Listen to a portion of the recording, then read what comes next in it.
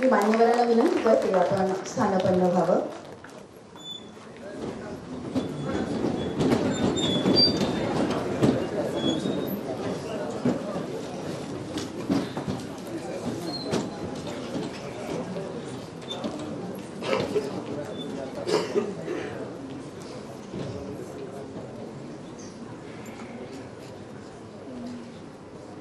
तुझ्या निग्रही छायेखाली नांदणारे असंख्य समुद्र वाकवत राहतीलच या तुफानी संकटांना.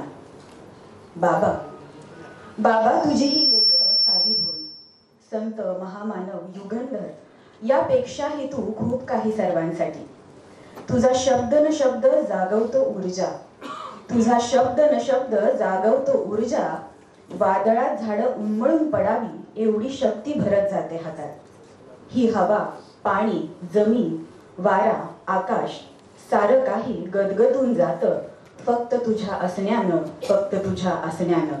सर्वांना सप्रेम जय भीम. मी तेजस्विनी कांबळे, सभागृहात उपस्थित विचारमंचावरील सन्माननीय अतिथी, मान्यवर, सांविधिक अधिकारी, आमंत्रित मान्यवर, विविध प्राधिकरणांचे सदस्य, विविध संकुलांचे संचालक, विभाग प्रमुख, शिक्षक वृंद, प्रशासकीय अधिकारी व इतर कर्मचारी, विविध संघटनांचे आणि संस्थांचे पदाधिकारी व सदस्य, माध्यम प्रतिनिधी आणि प्रिय विद्यार्थी, आपल्या सर्वांचे पुण्यश्लोक अहिल्यादेवी होळकर सोलापूर विद्यापीठाच्या वतीने मनस्वी स्वागत.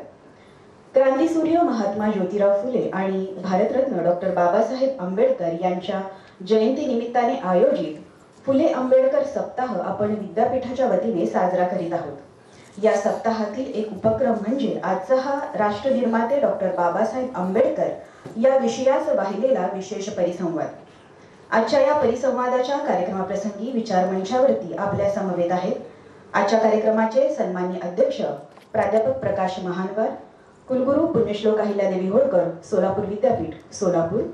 आपल्याला लाभलेले व्याख्याते ज्येष्ठ विचारवंत सन्माननीय प्राध्यापक डॉक्टर प्रकाश पवार, विभाग प्रमुख राज्यशास्त्र विभाग शिवाजी विद्यापीठ कोल्हापूर. अर्थशास्त्र तज्ञ सन्माननीय प्राध्यापक डॉक्टर गौतम कांबळे, संचालक सामाजिक शास्त्रे संकुल पुण्यश्लोक अहिल्यादेवी होळकर सोलापूर विद्यापीठ सोलापूर. तसेच ज्यांची विशेष उपस्थिती लाभली आहे अशी आदरणीय योगिनी घारे मॅडम, कुलसचिव पुण्यश्लोक अहिल्यादेवी होळकर सोलापूर विद्यापीठ. माननीय डॉक्टर केदारनाथ काळवणे, संचालक विद्यार्थी विकास विभाग प्रस्तुत विद्यापीठ. आणि माननीय डॉक्टर राजेंद्र वडगे, संचालक राष्ट्रीय सेवा योजना विभाग प्रस्तुत विद्यापीठ. मी मंचावरील सर्वच मान्यवरांचे इथे पुनश्च सहृदय स्वागत करते. मी सर्वप्रथम सर्व मान्यवरांना विनंती करते की त्यांनी प्रतिमेस पुष्प अर्पण करून दोन्ही महामानवांना मानवंदना अर्पण करावी.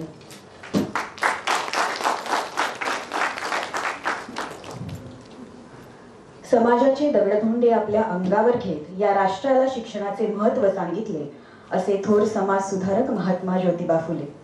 सत्यशोधक समाजाची स्थापना केली. समाजातील विषमता नष्ट करणे व तळागाळातील समाजापर्यंत शिक्षण पोहोचवणे हे ज्यांच्या जीवनाचे ध्येय होते. स्त्री शिकली तर समाज सुधारणेला वेग येईल या विश्वासावर तत्कालीन मुहूर्त मेढ रोवली.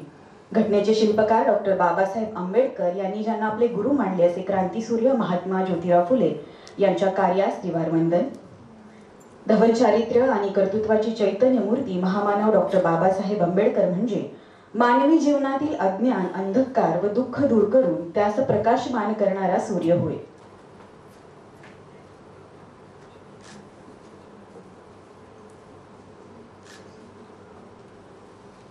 मी मान्यवरांना विनंती करते की आपण आसनस्थ व्हावे. आजच्या कार्यक्रमाचे प्रास्ताविक आणि प्रमुख पाहुण्यांचा परिचय करून देण्यासाठी मी आमंत्रित करते विद्यापीठाच्या राष्ट्रीय सेवा योजनेचे संचालक माननीय डॉक्टर राजेंद्र वडजे सरांना. महात्मा ज्योतिराव फुले डॉक्टर बाबासाहेब आंबेडकर जयंती महोत्सव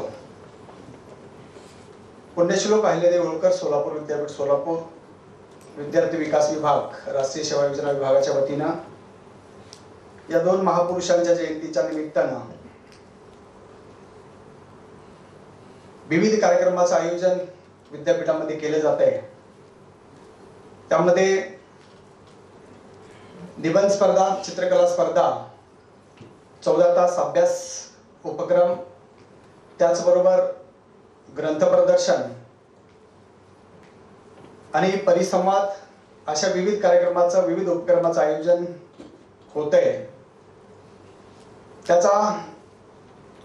पहिला उपक्रम म्हणजे राष्ट्र निर्माते डॉक्टर बाबासाहेब आंबेडकर या विषयावरती या ठिकाणी परिसंवाद आज संपन्न होतोय।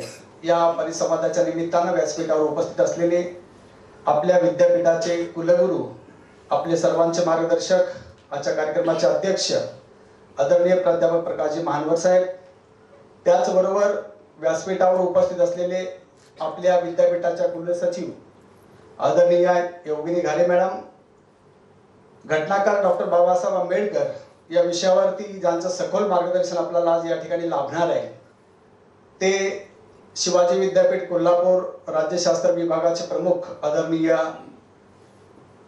डॉक्टर प्रकाशजी पवार साहेब, थोर विचारवंत, त्याचबरोबर अर्थतज्ञ डॉक्टर बाबासाहेब आंबेडकर या विषयावर ज्यांचं मार्गदर्शन होणार आहे ते आपल्याच विद्यापीठाच्या सामाजिक शास्त्र संकुलाचे प्रमुख आदरणीय प्राध्यापक डॉक्टर गौतम कांबळे सर, त्याचबरोबर विद्यार्थी विकास विभागाचे संचालक माझे मित्र डॉक्टर केदारनाथ काळवणे सर, आपल्या विद्यापीठाचे व्यवस्थापन परिषदेचे सदस्य आदरणीय प्राध्यापक देवानंदजी चिलवन सर, प्राध्यापक सचिनजी गायकवाड सर, विविध संकुलाचे आदरणीय संचालक, विद्यापीठातील सर्व अधिकारी, कर्मचारी, बंधू आणि भगिनींनो, खरं तर ज्या महापुरुषांनी माणूस म्हणून जगण्याचा अधिकार आपल्याला आपल्या लेखणीमधून दिला, आपल्या कार्यामधून दिला, ज्याने आपलं सबंध आयुष्य भारतीय समाजासाठी, मानवासाठी खर्च केलं,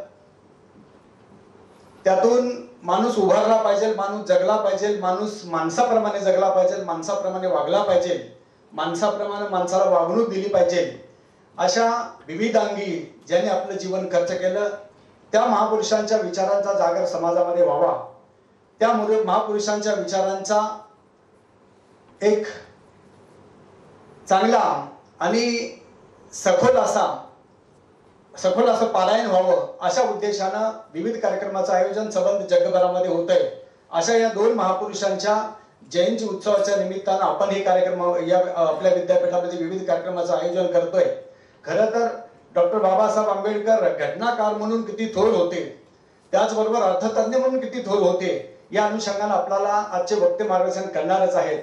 पण या मार्गदर्शनाच्या निमित्ताने, या कार्यक्रमाच्या निमित्ताने एक थोडं विचारवंत म्हणून जे आपल्याला मार्गदर्शन करणार आहे ते आदरणीय प्रकाशजी पवार साहेबांचा मी परिचय आपल्याला करून देतोय। डॉक्टर प्रकाश पवार हे शिवाजी विद्यापीठाच्या राज्यशास्त्र विषयाचे प्राध्यापक, निष्णात प्राध्यापक आहेत। विभाग प्रमुख म्हणून ते शिवाजी विद्यापीठात कार्यरत आहेत। त्याचबरोबर आदरणीय सरांना 29 वर्षाचा अध्यापनाचा आणि संशोधनाचा अनुभव आहे। प्रारंभीचे 19 वर्ष रामकृष्ण मोरे महाविद्यालय आकुर्डी, अण्णासाहेब मगर महाविद्यालय हडपसर या दोन महाविद्यालयामध्ये सरांनी अध्यापनाने संशोधनाचं कार्य केलेलं आहे। त्याचबरोबर महाराष्ट्रातील नव हिंदुत्ववादी संघटनाचा एक चिकित्सक अभ्यास या विषयात डॉक्टर सुहास पळशीकर यांच्या मार्गदर्शनाखाली आदरणीय सरांनी पीएचडीचं संशोधन पण कार्य सुद्धा केलेलं आहे। आघाडीचे राजकारण, स्थानिक शासन संस्थांचे राजकारण, नव हिंदुत्व, यशवंतराव चव्हाण आणि भाऊसाहेब बांदोडकर यांचे नेतृत्व आदी विषयावर संशोधनात्मक प्रकल्प सुद्धा आदरणीय सरांचे पूर्ण आहेत। डॉक्टर प्रकाश पवार यांच्या मार्गदर्शनाखाली 7 विद्यार्थ्यांनी आतापर्यंत पीएचडी पूर्ण केलेली आहे। 20 विद्यार्थ्यांनी एमफिल ही पदवीसाठी संशोधन पूर्ण केलेलं आहे। महाराष्ट्र राज्य विश्वकोश मंडळाचे सदस्य म्हणून सुद्धा 2016 ते 2019 या कालावधीमध्ये आदरणीय सरांनी सदस्य म्हणून सुद्धा काम पाहिलेलं आहे। आपल्या लेखणीतून आदरणीय सरांचे महाराष्ट्राचे शिल्पकार डॉक्टर बाबासाहेब आंबेडकर, भारत संकल्पना विचारांनी मागोवा, भारतीय राज्यसंस्था आणि सामाजिक न्याय, त्याचबरोबर काँग्रेस पुढील आव्हाने आणि भाजपचा उदय, भारतीय राजकारण आणि नेतृत्वाची वाटचाल 2014 मध्ये प्रकाशित या पुस्तकाला मराठी साहित्य परिषदेचा महाराष्ट्र राज्य डॉक्टर बाबासाहेब आंबेडकर ग्रंथ पुरस्कार सुद्धा प्राप्त झालेला आहे। त्याचबरोबर लोकमत साहित्य पुरस्कार सुद्धा 2014 ला भारतीय राजकारण आणि नेतृत्वाची वाटचाल या पुस्तकासाठी पुरस्कृत आहे। समकालीन राजकीय चळवळी, नव हिंदुत्व आणि जात संघटना 2010 मध्ये प्रकाशित या पुस्तकासाठी मराठी परिषदेचा, साहित्य परिषदेचा महाराष्ट्र राज्य डॉक्टर बाबासाहेब आंबेडकर ग्रंथ पुरस्कार सुद्धा दिलेला आहे। महाराष्ट्राच्या नव्या राजकारणाची पुनर्रचना, मतदारसंघाची पुनर्रचना 2009 मध्ये सरांचं हे प्रकाशित पुस्तक आहे. आणि आज ते आपल्याला घटनाकार डॉक्टर बाबासाहेब आंबेडकर म्हणून आपल्या प्रदीर्घ अनुभवातून आपल्या समोर ते आज आपल्याला मार्गदर्शन करणार आहे. त्याचबरोबर दुसरे व्याख्याता आहेत आदरणीय डॉक्टर गौतम सुभाना कांबळे. थोडक्यात आपल्या समोर परिचय करून देते. Sir school of social science Punyashlok Ahilyadevi Holkar Solapur विद्यापीठ सोलापूर या विभागाचे संचालक आहेत. त्याचबरोबर आपल्या विद्यापीठाच्या IQAC विभागाचे सुद्धा संचालक आहेत. प्रोफेसर आणि head department of economics and rural development आपल्या विद्यापीठाचे ते प्रमुख आहेत. त्याचबरोबर आदरणीय सरांचं BA, MA, MPhil, सेट आणि PhD पर्यंत शिक्षण आहे. त्याचबरोबर 23 वर्षांचा सरांना शिकवण्याचा अनुभव आहे. अतिशय 17 ते 18 पानाचा हा परिचय आहे, पण मी मोजके असे काही बाबी आपल्या सरांच्या ठेवते. सर जवळजवळ विद्यापीठ परिक्षेत्राच्या बाहेरील विद्यापीठाच्या 16 समित्यावरती सर काम करतायत. त्याचबरोबर सरांना 2 पुरस्कारांनी सुद्धा सन्मानित करण्यात आलेले आहे. सर आपल्या विद्यापीठाचे संशोधक मार्गदर्शक सुद्धा आहेत. त्याचबरोबर सरांनी आतापर्यंत जवळजवळ 9 विषयावरती chief investigator, principal investigator, project director म्हणून सुद्धा विविध प्रकल्पावरती काम केलेलं आहे. सरांच्या मार्गदर्शनाखाली आतापर्यंत 10 विद्यार्थ्यांनी PhDचं कार्य पूर्ण केलेलं आहे. जवळजवळ 56 पेपर आजतागायत सरांचे पब्लिश आहेत. विविध कार्यशाळांमध्ये, विविध सेमिनारमध्ये सरांनी 35 पेपरचं प्रेझेंटेशन केलेलं आहे. आणि जवळजवळ 81 ठिकाणी सरांनी इन्व्हायटेड टॉक म्हणून, इन्व्हायटेड गेस्ट म्हणून सुद्धा मार्गदर्शन केलेलं आहे. 46 कॉन्फरन्समध्ये सरांनी आपली उपस्थिती दर्ज केलेली आहे. जवळजवळ 4 पुस्तकं सरांचे प्रकाशित आहेत.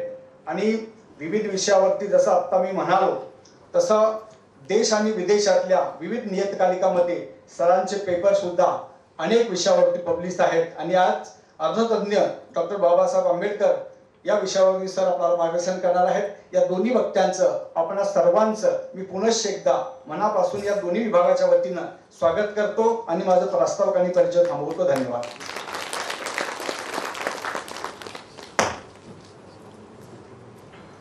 धन्यवाद मान्य डॉक्टर राजेंद्र वडजे सर. यानंतर विचारमंचावरील उपस्थित मान्यवरांचं आपण स्वागत करीत आदर सत्काराची भावना येथे व्यक्त करणार आहोत. मी आदरणीय प्राध्यापक प्रकाश महानवार सरांना विनंती करते की त्यांनी सन्माननीय प्राध्यापक डॉक्टर प्रकाश पवार सरांचं या प्रसंगी स्वागत करावं. शैक्षणिक आणि सामाजिक क्षेत्रात ज्यांचे भरीव असे योगदान आहे, सुविचार आणि सदाचार यांचा प्रचार आणि प्रसार जे सदैव करीत असतात, समाजात जाणीव जागृती निर्माण करण्यासाठी सदैव धडपडणारे आणि समाजातील माणसांना स्नेहाद्वारे आपलेसे करणारे असे सन्माननीय प्राध्यापक डॉक्टर प्रकाश पवार सर यांचे विद्यापीठाच्या वतीने सत्प्रतिम स्वागत. मी आदरणीय प्राध्यापक प्रकाश महानवार सरांना पुनश्च विनंती करते की त्यांनी सन्माननीय प्राध्यापक डॉक्टर गौतम कांबळे सरांचं या प्रसंगी स्वागत करावं. आपल्या विद्यापीठाच्या जडणघडणीत अध्यापन, संशोधन आणि विविध उपक्रमाचे आयोजन यांच्याद्वारे ज्यांचे मोलाचे योगदान राहिले आहे, ज्यांच्या मार्गदर्शनामुळे अनेक विद्यार्थी उत्तमरित्या घडले आणि समाजातील विविध घटकांना ज्यांनी आपल्या सुस्वभावामुळे जोडून ठेवले आहे, असे सन्माननीय प्राध्यापक डॉक्टर गौतम कांबळे सर यांच्या विद्यापीठाच्या वतीने या कार्यक्रमात आपण सर्वजण सस्नेह स्वागत करीत आहोत. यानंतर मान्य डॉक्टर राजेंद्र वडजे सरांना मी विनंती करते की त्यांनी आदरणीय प्राध्यापक प्रकाश महानवार सरांचं या प्रसंगी स्वागत करावं. आजच्या कार्यक्रमाचे अध्यक्ष विद्यापीठाचे कुलगुरू आदरणीय प्राध्यापक प्रकाश महानवार सर. मी माननीय डॉक्टर केदारनाथ काळवणे सरांना विनंती करते की त्यांनी आदरणीय योगिनी घारे मॅडमचं या प्रसंगी स्वागत करावं. विद्यापीठाच्या कुलसचिव आदरणीय योगिनी घारे मॅडम यांचं देखील या प्रसंगी सस्नेह स्वागत. धन्यवाद. मान्यवरांना विनंती आपण स्थानापन्न व्हावं. आपल्याला लाभलेले व्याख्याते सन्माननीय प्राध्यापक डॉक्टर प्रकाश पवार यांना विनंती की त्यांनी आपल्या व्याख्यानास प्रारंभ करावा आणि घटनाकार डॉक्टर बाबासाहेब आंबेडकर या विषयावर विचारमंथन प्रस्तुत करावे. तसेच मंचावरती उपस्थित असलेले आपल्याला लाभलेले व्याख्याते सन्माननीय प्राध्यापक डॉक्टर गौतम कांबळे यांना देखील विनंती की त्यांनी आजच्या व्याख्यानाची गुंफण करावी आणि अर्थतज्ञ डॉक्टर बाबासाहेब आंबेडकर या विषयाची सविस्तर मांडणी करावी. दोन्हीही व्याख्याते या विषयावरती सविस्तर अशी मांडणी करतील. दोन्ही व्याख्यातांसाठी एकदा जोरदार टाळ्या. आणि सर्वप्रथम पहिलं पुष्प गुंफण्यासाठी मी आमंत्रित करते सन्माननीय प्राध्यापक डॉक्टर गौतम कांबळे सरांना. श्लोक अहिल्यादेवी होळकर, सोलापूर विद्यापीठाचे आदरणीय कुलगुरू व आपल्या सर्वांचे मार्गदर्शक प्राध्यापक डॉक्टर प्रकाश महानवर सर, महात्मा ज्योतिराव फुले व डॉक्टर बाबासाहेब आंबेडकर जयंती महोत्सवाच्या निमित्तानं या परिसंवादामध्ये द्वितीय सत्रामध्ये ज्यांची मांडणी होणार आहे ते माझे ज्येष्ठ स्नेही शिवाजी विद्यापीठाच्या पॉलिटिकल सायन्सचे विभाग प्रमुख प्राध्यापक डॉक्टर प्रकाश पवार सर, व्यासपीठावर उपस्थित असलेले विद्यापीठाचे कुलसचिव घारे मॅडम, विद्यार्थी विकास विभागाचे संचालक डॉक्टर काळवणे सर, राष्ट्रीय सेवा योजनेचे संचालक डॉक्टर वडजे सर, या परिसंवादाच्या निमित्तानं सभागृहात उपस्थित असलेले राज्यपाल नियुक्ती व्यवस्थापन परिषदेचे सदस्य आदरणीय चिलवन सर, सचिन गायकवाड सर, विद्यापीठातील सर्व संकुलाचे संचालक, विभाग प्रमुख, शिक्षक, प्रशासकीय अधिकारी, कर्मचारी, विद्यार्थी विद्यार्थिनी, मित्रमैत्रिणी, मला वाटतं 11 एप्रिल पासून आपण हा जो काही कार्यक्रम आहे तो वेगवेगळ्या माध्यमातून साजरा करायचा आपण विद्यापीठाने ठरवलं. आणि खऱ्या अर्थानं त्याची सुरुवात जी आहे ती कालपासून म्हणजे प्रतिमा पूजन पासून ती झाली. आणि हा आठवडा जो आहे तो वेगवेगळ्या माध्यमातून, वेगवेगळ्या कार्यक्रमाच्या माध्यमातून आपण तो साजरा करणार आहोत. खरं म्हणजे डॉक्टर बाबासाहेब आंबेडकरांची जयंती ही केवळ आपल्या विद्यापीठातच आपण हा सप्ताह साजरा करत अशाला भाग नाही, तर महाराष्ट्रातल्या सगळ्याच विद्यापीठामध्ये, इव्हन देशभरातल्या सगळ्या विद्यापीठामध्ये ही जयंती वेगवेगळ्या माध्यमातून साजरी केली जात आहे. केवळ देशभरातच नाही तर जी आकडेवारी काल ऐकण्यास मिळाली किंवा जी ऑथेंटिक बातमी मिळाली ती अशी की जगभरामध्ये 200 राष्ट्र आहेत आणि त्या 200 राष्ट्रापैकी 153 पेक्षा जास्त राष्ट्रामध्ये डॉक्टर बाबासाहेब आंबेडकरांची जयंती काल साजरी केली गेली. मला वाटतं भारतामध्ये कदाचित ही एकमेव व्यक्ती अशी असेल की जगातल्या 153 देशामध्ये या व्यक्तीची जयंती जी आहे ती साजरी केली जाते. कदाचित देशातलेच नव्हे तर जगातले एकमेव व्यक्ती असे असेल की जगभरातून 153 देशामध्ये या व्यक्तीची जयंती जी आहे ती साजरी होते आणि त्याच्यामध्ये बाबासाहेबांचा उल्लेख जो आपल्याला करावा लागतो. ज्यावेळेस या परिसंवादाचं नियोजन झालं त्यावेळेस मग अनेक विषय जे आहेत ते शासनाने सुद्धा आपल्याला आखून दिले होते की या सगळ्या विषयावरती, वेगवेगळ्या विषयावरती, वेगवेगळ्या पैलूवरती बाबासाहेबांच्या पैलूवरती विचारमंथन विद्यापीठामध्ये होणं आवश्यक आहे वगैरे. त्यावेळेस मग घटनाकार डॉक्टर बाबासाहेब आंबेडकर आणि अर्थतज्ञ डॉक्टर बाबासाहेब आंबेडकर असे 2 विषय जे आहेत ते आपण या परिसंवादाच्या निमित्तानं घेतले. अर्थतज्ञ डॉक्टर बाबासाहेब आंबेडकर जे आहेत ते थोडंसं देशभरामध्ये फार कमी लोकांना डॉक्टर बाबासाहेब आंबेडकरांचं आर्थिक योगदान जे आहे ते फार कमी लोकांना माहित आहे. आणि मी स्वतः असं ठरवलं की या विषयावरती आपण आपले जे काही विचार आहेत किंवा बाबासाहेबांचे जे काही योगदान आहे ते आपल्यासमोर मांडण्याची संधी जी आहे ती चांगली आहे. मला असं आठवतंय की काही वर्षापूर्वी सुद्धा याच विषयावरती थोडेसे वेगळ्या डायरेक्शननं तत्कालीन कुलगुरूंनी मला विनंती केली होती आणि या सभागृहामध्ये या विषयावरती माझी मांडणी जी आहे ती काही मिनिटासाठी होती. परंतु ज्यावेळेस आपण डॉक्टर बाबासाहेब आंबेडकरांचं अर्थशास्त्रातलं योगदान जे आहे ते आपण पाहण्यासाठी किंवा अभ्यासण्यासाठी घेतो त्यावेळेस त्याची सुरुवात कुठून झाली आणि कशा पद्धतीने झाली हा भाग थोडंसं विचार करणं, त्याच्यावरती माहिती घेणं हे महत्वाचं. सर्वप्रथम 1991 मध्ये EPW नावाचं एक साप्ताहिक आहे, इकॉनॉमिक अँड पॉलिटिकल वीकली, जे सोशल सायन्सेस मध्ये ते प्रसिद्ध आहे. आणि त्याच्या जे काही प्रती आहेत ते इव्हन जगभरातल्या वेगवेगळ्या चांगल्या लायब्ररीमध्ये सुद्धा त्या आहे, आपल्या लायब्ररीमध्ये सुद्धा त्या आहे. 1991 मध्ये डॉक्टर नरेंद्र जाधव यांनी EPW या मासिकामध्ये, या साप्ताहिकामध्ये neglected economic thoughts of doctor B.R. Ambedkar असं एक आर्टिकल लिहिलं. म्हणजे 1991 मध्ये डॉक्टर बाबासाहेब आंबेडकरांच्या आर्थिक विचारांचा विसर असं ते मराठीमध्ये आहे. आणि पण ते इंग्लिशमध्ये सगळं आर्टिकल आपल्या EPW मध्ये उपलब्ध आहे, आजही उपलब्ध आहे. तेव्हापासून साधारणपणे या विषयावरती अनेक संशोधकांनी, अनेक विद्यार्थ्यांनी, अनेक तज्ज्ञांनी याच्याकडे थोडंसं लक्ष देण्याचा प्रयत्न केला. त्याच्यामध्ये अलीकडच्या काळात ज्यांनी कोणी याच्यावरती लिखाण केलं किंवा चिंतन केलं ते आपल्या विद्यापीठ अनुदान आयोगाचे माजी अध्यक्ष सुखदेव थोरात सर असतील, भालचंद्र मुणगेकर असतील, नरेंद्र जाधव असतील, वेगवेगळ्या राज्यातून मग प्रोफेसर हेगडे म्हणून आहेत कर्नाटकचे, सतीश रेड्डी आंध्र प्रदेश, पी अब्राहम दिल्ली, अंबिराजन पंजाब, असे वेगवेगळे जे काही सोशल सायंटिस्ट आहेत ते बाबासाहेबांच्या आर्थिक विचारावरती मंथन चिंतन लिखाण करण्याचं काम जे आहे ते अलीकडच्या काळामध्ये करण्यात आल्याचं आपल्याला दिसून येतं. त्याच्यानंतरच्या काळामध्ये माझ्यासारख्या छोट्या मोठ्या संशोधकांनी सुद्धा याच्यावरती काम जे आहे ते संशोधनाच्या स्वरूपात केलेलं आहे. या विषयावरती अधिकारवाणींना मला बोलण्याचा अधिकार आहे. त्याचं कारण का, तर माझी MPhil आणि PhD ही याच विषयावरती झालेली आहे.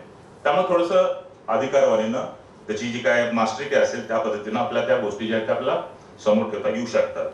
कारण चुकीचं काय ऐकण्यापेक्षा जे आहे त्याच्यावरती आपण जास्त विचार करणं, त्याच्यावरती आपण जास्त मंथन करणं हे आवश्यक आहे असं मला वाटतं.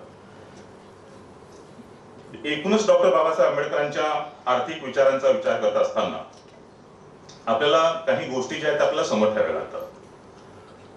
बाबासाहेब आंबेडकरांचं MA हे administration and finance of the East India company या विषयावरती हा डिझर्टेशनचा त्यांचा टॉपिक आहे आणि तो कोलंबिया युनिव्हर्सिटीमध्ये त्यांनी सादर केलेला आहे. म्हणजे बाबासाहेबांचं MA इकॉनॉमिक्स हे कोलंबिया युनिव्हर्सिटीमध्ये. त्याच्यानंतर PhD जी काही डिग्री आहे ती the evaluation of provincial finance in British India हा PhDचा थेसिस हा सुद्धा कोलंबिया विद्यापीठ अमेरिका याच विद्यापीठामध्ये झालेला आहे. अर्थात the evaluation of provincial finance in British India आणि administration and finance of the East India company हे MA आणि PhDचे जे काही प्रबंध आहेत ते आजही कोलंबिया विद्यापीठामध्ये आहेत. कोलंबिया विद्यापीठाची जी काही लायब्ररी आहे, ग्रंथालय आहे, त्या ग्रंथालयाच्या समोर बाबासाहेबांचा एक अर्ध पुतळा आहे आणि त्या पुतळ्याच्या खाली एक वाक्य लिहिलेलं आहे की this is our student who wrote Indian constitution असं ते वाक्य आहे. म्हणजे आणि त्याच्यामध्ये अजून एक नोंद आहे म्हणजे त्या कोलंबिया विद्यापीठामध्ये, कारण त्याच्यामध्ये ग्रेडिंग सिस्टीम जे आता आपल्याकडे CGPA किंवा ग्रेड्स वगैरे जे आहेत जे आता आपण अलीकडे चर्चा करतो NEP म्हणा किंवा मागील काही वर्षापासून, त्या काळात MA ला असताना जे ग्रेड बाबासाहेबांना मिळालेले होते ते आतापर्यंतच्या त्या कोलंबिया विद्यापीठाच्या इतिहासामध्ये फॉरेनचा विद्यार्थी म्हणून आतापर्यंत ग्रेड जे आहे कोणीही ते क्रॅक करू शकले नाही आतापर्यंतच्या काळामध्ये. म्हणजे हे बाबासाहेबांची मास्टरकी जी आहे त्या इकॉनॉमिक्स मधली किंवा जे काय त्यांचं जे काही काम इकॉनॉमिक्स मध्ये किंवा अर्थशास्त्रामध्ये झालं ते हिच्यावरून आपल्याला दिसून येतं.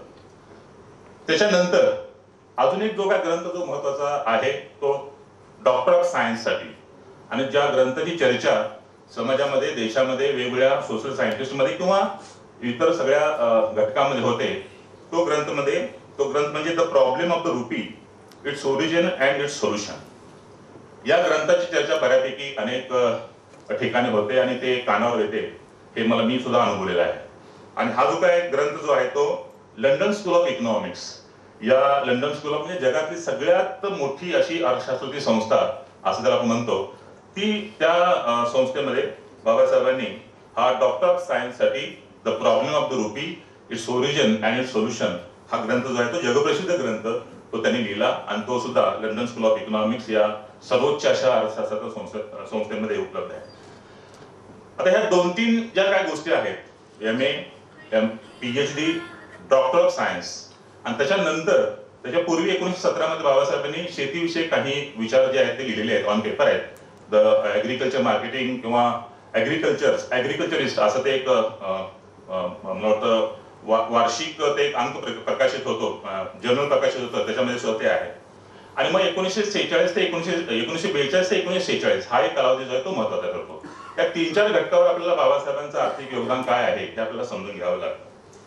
जसं मी उल्लेख केला की बाबासाहेबांची जी काय PhD जी आहे ती the problem of the rupee हा London school of economics, the evaluation of provincial finance in British India या ग्रंथाचा जो काय आत्ताचा जो काय रिलेव्हन्स आहे तो महत्वाचा आहे. कारण बाबासाहेबांनी जितकं म्हणून जे लिहिलं ते त्याच्यापेक्षा जास्त इम्प्लिमेंटेशन जे आहे ते झालेलं आहे. आणि या ग्रंथाचा उपयोग जो आहे तो कशा पद्धतीने झाला आणि आपल्या देशामध्ये सध्या या ग्रंथाचा वापर कशा पद्धतीने तो होतो हे समजणं थोडंसं महत्वाचं. जसं मी मगाशी म्हणालो the evaluation of provincial finance in British India, हे ज्यावेळेस आपण हा ग्रंथ वाचतो त्यावेळेस त्याच्यामध्ये त्या ग्रंथामध्ये अनेक शिफारशी ज्या आहेत आपण केलेल्या असतात. इव्हन आपण पीएचडीचे विद्यार्थी सुद्धा ज्यावेळेस आपण पीएचडी पूर्ण केल्यानंतर शेवटचा जे काय टॉपिक असतो तो कन्क्लुजन्स, सजेशन्स, रिकमेंडेशन्स असं असतं ते. आता या ग्रंथामध्ये सुद्धा बाबासाहेबांनी जे कन्क्लुजन्स किंवा जे काही सजेशन्स असतील किंवा जे काही रिकमेंडेशन्स असतील ते खूप महत्वाचे केलेले आहेत. आणि त्याचा आधार म्हणून काही गोष्टी ज्या आहेत आपल्या देशामध्ये आजही चालू आहेत ते कोणत्या हा भाग थोडंसं महत्वाचा. आणि ह्या आधारावर पुन्हा मग कॉन्स्टिट्यूट असेंब्लीमध्ये ज्यावेळेस बाबासाहेब आंबेडकर भाषण करतात 1949 मध्ये, त्यावेळेस ते सांगतात की या देशातली कर रचना जी आहे, टॅक्स स्ट्रक्चर जे आहे ते कसं असायला पाहिजे. म्हणजे आपला देश जो आहे तो फेडरल स्ट्रक्चर आहे. म्हणजे केंद्रामध्ये केंद्र सरकार काही टॅक्स जे आहे ते आकारतं, त्यांचं सगळं कलेक्शन जे आहे ते त्यांच्याकडे जातं. राज्य सरकारच्या पातळीवर काही टॅक्स आकारतं, त्यांचं कलेक्शन काही प्रमाणात केंद्राकडे जातं, काही प्रमाणात राज्याकडे जातं. आता हा जो काय जीएसटीचा जो काय प्रकार नवीन जे काय झालं त्याच्यामध्ये सुद्धा काही कॉन्ट्रीब्युशन जे आहे ते डायरेक्टली इनडायरेक्टली या ग्रंथाचा वापर त्याच्यामध्ये झाल्याचं आपल्याला दिसून येईल. केंद्र सरकारने कोणती कर आकारायला पाहिजे किंवा त्याचा रेव्हेन्यू जो आहे तो राज्याकडे देत असताना ते कशा पद्धतीची यंत्रणा जी आहे ती आपल्या देशामध्ये असली पाहिजे हे सुद्धा बाबासाहेब या निमित्तानं सांगतात. आणि हे सांगत असताना युनियन गव्हर्नमेंट, स्टेट गव्हर्नमेंट आणि लोकल गव्हर्नमेंट यांचे प्रत्येकांचे आपापले काही टॅक्स जे आहेत ते टॅक्स आकारण्याचे अधिकार जे आहेत ते शासनाने किंवा त्या संस्थेनी त्यांना बहाल केलेले आहेत. हे करत असताना इन्कम टॅक्स असो, प्रोफेशनल टॅक्स असो, एक्साइज ड्युटी असो किंवा अजून वेगवेगळे जे काही टॅक्स आहेत ते टॅक्स असतील, हे आकारताना त्याची पद्धत ती कशी असली पाहिजे. गरिबांच्यावर किती कर आकारणं गरजेचं आहे, मध्यमवर्गीयांच्यावर किती कर आकारणं गरजेचं आहे, श्रीमंतांच्यावर किती कर आकारणं गरजेचं आहे, इलाइट क्लास जो असतो त्याच्यावरती कर आकारणी कशी पद्धतीने होते हे आपल्याला आजही पाहतो आपण. 30%, 20%, 10% ही जी काही कर रचना जी आहे ही त्या काळामध्ये बदलत गेली. आणि हे जे काही सांगण्याचं काम हे त्या पीईडीचा जो काय थेसिस आहे बाबासाहेबांचा, the evaluation of provincial finance in British India, याच्यामध्ये कुठेतरी रिकमेंडेशनच्या स्वरूपात ते येतं. आता हे जो काही टॅक्स कलेक्शन जे असतं म्हणजे टॅक्स आकारल्यानंतर जो रेव्हेन्यू शासनाला मिळतो त्याचं डिस्ट्रीब्यूट करण्यासाठी काही यंत्रणा आपल्या देशात. ती यंत्रणा म्हणजे फायनान्स कमिशन. फायनान्स कमिशन काय करतं, आता महाराष्ट्रातून सगळ्यात जास्त जरी टॅक्स केंद्राला जात असला तरी सुद्धा त्याचं डिस्ट्रीब्युशन कुठल्या स्टेटला किती करायचं, कुठल्या स्टेटला किती द्यायचं हे सगळं ठरवण्याची जबाबदारी जी आहे ती हे फायनान्स कमिशन करतं. मला वाटतं फायनान्स कमिशन जे आहे ते मला वाटतं 15 फायनान्स कमिशन आतापर्यंत आपल्या देशात होऊन गेलेले आहेत. 16वं किंवा 15वं किंवा 16वं हे आता सुरू आहे. या फायनान्स कमिशनची जी काय स्थापना आहे, जी आता आपल्या देशामध्ये 15वं फायनान्स कमिशन आपण म्हणत असतो, या फायनान्स कमिशनची स्थापना व्हावी. या फायनान्स कमिशनच्या माध्यमातून देशामध्ये कर आकारणी व्हावी आणि देशातलं जे काही एकूण उत्पन्न जे आहे, जो महसूल आहे त्याचं वितरण व्हावं, याची रिकमेंडेशन जी आहे ती बाबासाहेबांच्या पीएचडीच्या थेसिसमध्ये आहे. आणि आजही त्या फायनान्स कमिशनच्या माध्यमातूनच टॅक्स आकारणी होते आणि एकूण जे काय टॅक्स गोळा होतो त्याचं जे काय डिस्ट्रीब्युशन आहे स्टेट वाईज म्हणा किंवा युनियन टेरिटरी वाईज म्हणा ते होत असतं. हे फार महत्वाचा इम्प्लिकेशन किंवा रिलेव्हन्स जो आहे तो या माध्यमातून अर्थतज्ञ बाबासाहेब म्हणून आपल्याला या ठिकाणी तो समजून घ्यावे लागेल. याच्यानंतर ज्यावेळेस आपण जसं मी मगाशी म्हणालो की लंडन स्कूल ऑफ इकॉनॉमिक्स मध्ये जो काय ग्रंथ आहे तो the problem of rupee, its origin and solution, याच्यावरती थोडस माहिती करून घ्यायला अनेक लोकांना आवडतं, पण कारण तो फार प्रसिद्ध आणि अनेक लोकांच्या मध्ये चर्चेत असलेला तो ग्रंथ आहे. त्यामुळे याच्याविषयी थोडीशी मी मांडणी जी आहे ती या माध्यमातून करतोय. जसं मी मगाशी म्हणालो की हा जो काय ग्रंथ आहे तो त्याला 100 वर्ष पूर्ण झाली आणि लंडन स्कूल ऑफ इकॉनॉमिक्स मध्ये सुद्धा या ग्रंथावरती चर्चा खूप झालेली आहे. त्या म्हणजे 100 वर्ष झाली म्हणून सुद्धा चर्चा झाली आणि त्याच्यावरती मध्ये अनेक देशामध्ये सुद्धा म्हणजे वेगवेगळ्या देशामध्ये आपल्या देशामध्ये सुद्धा काही युनिव्हर्सिटीनी याच ग्रंथावरती त्याच्यावरती वर्कशॉप्स असतील किंवा कॉन्फरन्सेस जे आहेत ते घेतलेले आहेत.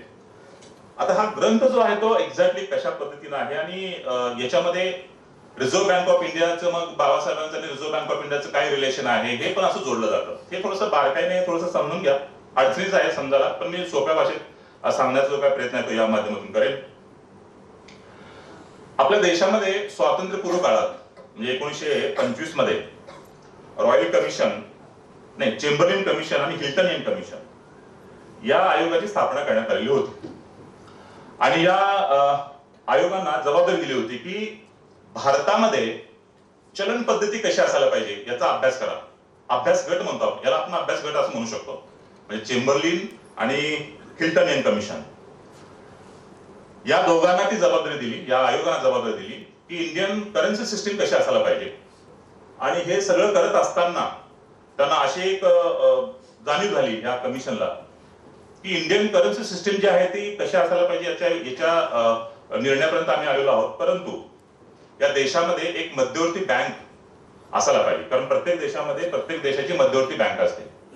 जसं फेडरल रिझर्व्ह सिस्टीम ही अमेरिकेची मध्यवर्ती बँक आहे, तसंच मग याच कमिशन सांगितलं की ह्या देशामध्ये म्हणजे भारतामध्ये reserve bank of India RBI he bank असणं हे आवश्यक आहे. त्याचं फंक्शनिंग कसं होईल, ते कशा पद्धतीनं काय काम करेल याच्याविषयीचा आपण नंतर विचार करू. परंतु रिझर्व्ह बँक ऑफ इंडिया जे आहे ते असायला पाहिजे. आणि यासाठी म्हणून महत्वाची शिफारस जी आहे ती त्या काळात स्वातंत्र्यपूर्व काळात या कमिशननं आपल्या स्वातंत्र्यपूर्व काळातल्या ब्रिटिश सरकारला केलं. त्याच्यानंतर मग खऱ्या अर्थानं या ग्रंथाचा उपयोग जो आहे तो कशा पद्धतीने करायचा, किंवा बाबासाहेबांनी ह्या सगळ्या गोष्टी त्यांना माहिती असल्यामुळं देशातून काही प्रतिनिधी जे आहेत हे त्या कमिशन समोर साक्ष देण्यासाठी, त्यांना सांगण्यासाठी हे कसं असायला पाहिजे वगैरे असं ते बोलवण्यात आलं, निमंत्रित करण्यात आलं. त्याच्यामध्ये काही जण होते, 4-5 लोकांना निमंत्रित करण्यात आलं. त्याच्यामध्ये बाबासाहेब आंबेडकर सुद्धा होते. बाबासाहेब आंबेडकरांनी म्हणजे हे 1925 म्हणजे साधारणपणे ऑगस्ट-सप्टेंबर मध्ये हे कमिशन आहे. आणि 1925 मध्येच त्याच दरम्यान Babasaheb London school of economics मधून इकडे आपल्या देशामध्ये येतात. आणि ज्यावेळेस मग ह्या सगळ्या गोष्टी पुढे येत होत्या त्यावेळेस मग असं सांगण्यात आलं बाबासाहेबांना की तुम्ही ह्या कमिशन समोर जावा आणि त्यांना ती रिझर्व्ह बँक ऑफ इंडिया स्थापन करण्यासंदर्भात त्यांना काही गोष्टी ज्या आहेत त्यांना माहिती पाहिजे. आपल्या ग्रंथाचा, आपल्या ज्ञानाचा उपयोग जो आहे तो या कमिशनला होईल वगैरे अशा पद्धतीने त्यांना विनंती करण्यात आली. आणि बाबासाहेब आंबेडकर त्यांच्यासमोर गेले आणि त्यांना सांगितले की तुमचं काय ठरलेलं आहे, इंडियन करन्सी सिस्टीम बद्दल आयोग काय विचार करतोय. चेंबरलिन किंवा ते हिल्टन यंग कमिशन जे आहे यांनी काय विचार केलेले आहेत हे मला फक्त पहिलं जाणून घ्यायचं आहे. आणि बाबासाहेबांनी सांगितलं की आम्ही ही सिस्टीम जी आहे, इंडियन करन्सी सिस्टीम जी आहे ती याप्रमाणे आम्ही राबवण्याचा विचार करतोय. त्याच्यामध्ये आता मी जरा कॉम्प्लिकेटेड गोष्टी सांगतोय तरी सुद्धा सोप्या भाषेत सांगतोय. गोल्ड स्टँडर्ड, सुवर्ण परिमाण आणि सुवर्ण विनिमय परिमाण. सुवर्ण विनिमय परिमाण हे 2 पद्धती आहेत करन्सी सिस्टीम मध्ये. बाबासाहेबांचं असं म्हणणं होतं की गोल्ड स्टँडर्ड जे आहे हे गोल्ड स्टँडर्ड आपल्यासारख्या देशामध्ये जिथं विकसनशीलपणा आहे, अनेक लोक गरीब रेषेखाली आहेत, दारिद्र्य रेषेखाली आहेत, तर मग गोल्ड स्टँडर्ड जर का आपण स्वीकारलं तर मग सामान्य लोकांना, गरीब लोकांना, दारिद्र्य रेषेखालील लोकांना जे बेरोजगारी आहे, जी भाववाढ आहे याच्यापासून थोडस मुक्तता मिळेल किंवा भाववाढीला जास्त सामोरे जावं लागणार नाही. ही पद्धत कशी असते, गोल्ड स्टँडर्डचा अर्थ काय की जे पैसे प्रिंट केले जातात, आता केंद्र सरकारने ठरवलं 1000 कोटी रुपये प्रिंट करायचे, छापायचे आहेत, त्याला आधार काय असतो, सोनं आणि फॉरेन डिबेंचर्स हा आधार असतो. म्हणजे गोल्ड स्टँडर्डचा अर्थ काय, मग समजा 100 कोटी रुपये छापायचे आहेत तर 100 कोटीचं सोनं जे आहे ते तारण म्हणून ठेवायचं असतं आणि मग 100 कोटी छापायचे असतात. आता आपली जी काय पद्धत आहे ती कुठली आहे, ती गोल्ड एक्सचेंज स्टँडर्ड आहे. गोल्ड एक्सचेंज स्टँडर्ड मध्ये काय होतं, 100 कोटी छापायचे आहेत तर तुम्हाला 85 कोटीचं सोनं ठेवायचं आणि 15 कोटी जे आहेत हे डिबेंचर्स ठेवायचे. फ्लेक्झिबल आहे ते, 15 कोटी फ्लेक्झिबल आहेत. आणि हे फ्लेक्झिबल जे असतात ना हे फार डेंजर असतात, कारण याच्यामध्ये कशाही पद्धतीनं शासन जे आहे ह्या गोष्टी करू शकतं आणि मॅक्झिमम पैसे जे आहेत हे छपाई करू शकतं. गोल्ड स्टँडर्ड हे बाबासाहेबांची संकल्पना होती. ही गोल्ड स्टँडर्ड जर स्वीकारलं तर सोनं जे आहे सोन्याला लिमिटेशन्स आहेत. म्हणजे तुम्ही पाहिजे तसं सोनं आणून तुम्ही ठेवून तुम्ही पैसे छापू शकत नाही, त्याला लिमिटेशन्स आहेत कारण तो नॅचरल रिसोर्स आहे. परंतु डिबेंचर्स असे आहेत तुम्हाला ते जनरेट करता येतात.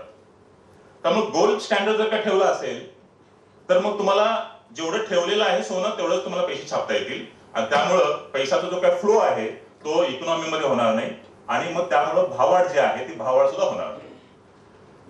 पैसे छापल्यामुळं भाववाढीचं एक कारण आहे पैसे छापणे, पैशाची छपाई होणे, लोकांच्याकडे पैसा येणे हे भाववाढीचं एक कारण आहे. अनेक कारणापैकी एक कारण, महत्वाचं कारण आहे. म्हणजे जर आता आम्हाला विचारलं पगार किती आहे तर ₹1,00,000 पगार असेल. सुरुवातीला किती पगार होता? ₹7,000 होता. परंतु ₹1,00,000 पगार सुद्धा पुरत नाही, भाववाढ झालेली आहे. पैसे लोकांच्याकडे ज्यावेळेस खिशामध्ये येत असतात त्यावेळेस भाववाढ सुद्धा होत असते, हे आपण लक्षात घ्या. इथं आता झालेलं आहे कसं, सुवर्ण विनिमय पद्धत आपण स्वीकारल्यामुळं आपण जे काय 85% सोनं आणि जे 15% जे काय डिबेंचर्स आहेत, हे जे काय विनिमय दर जो आहे तो विनिमय दर कधीही फ्लेक्झिबल होत असतो आणि त्यामुळे भाववाढ व्हायला ही कारणं जी आहेत ते कारणीभूत ठरतात भविष्यामध्ये, जे आता झालेले आहेत. त्यामुळे बाबासाहेबांचा आग्रह होता की गोल्ड स्टँडर्ड स्वीकारा, परंतु ते जे काय कमिशन होतं ते ऐकायला तयार नव्हते की नाही, गोल्ड स्टँडर्ड ठेवलं तर मग लिमिटेशन्स येतील, इकॉनॉमी वाढणार नाही वगैरे, ह्या सगळ्या गोष्टी त्यावेळेस होत्या आणि ते तत्कालीन गोष्टींमध्ये कदाचित असेल ती. परंतु जे बाबासाहेबांची भीती होती, जर का आपण गोल्ड एक्सचेंज स्टँडर्ड स्वीकारलं तर बेरोजगारी, भाववाढ ह्या सगळ्या गोष्टी ज्या आहेत ह्या वाढतील आणि आपल्याला आज ते दिसतं की भाववाढी वगैरे ज्या आहेत ह्या किती गंभीर स्वरूपात आपल्या समोर आलेल्या आहेत. हे होत असताना ज्यावेळेस रिझर्व्ह बँक ऑफ इंडिया स्थापनेची ज्यावेळेस वेळ आली त्यावेळेस ह्या सगळ्या गोष्टी मग पुढे आल्या आणि बाबासाहेबांनी सांगितलं की आपल्या देशामध्ये जी रिझर्व्ह बँक ऑफ इंडियाची जी काय स्थापना आपण करायची ठरवतोय त्याला जे इंडियन करन्सी सिस्टीम कशी असायला पाहिजे याच्याविषयीचा हा माझा ग्रंथ एक आहे, जो लंडन स्कूल ऑफ इकॉनॉमिक्स मध्ये प्रसिद्ध करण्यात आलेला आहे किंवा तो उपलब्ध आहे.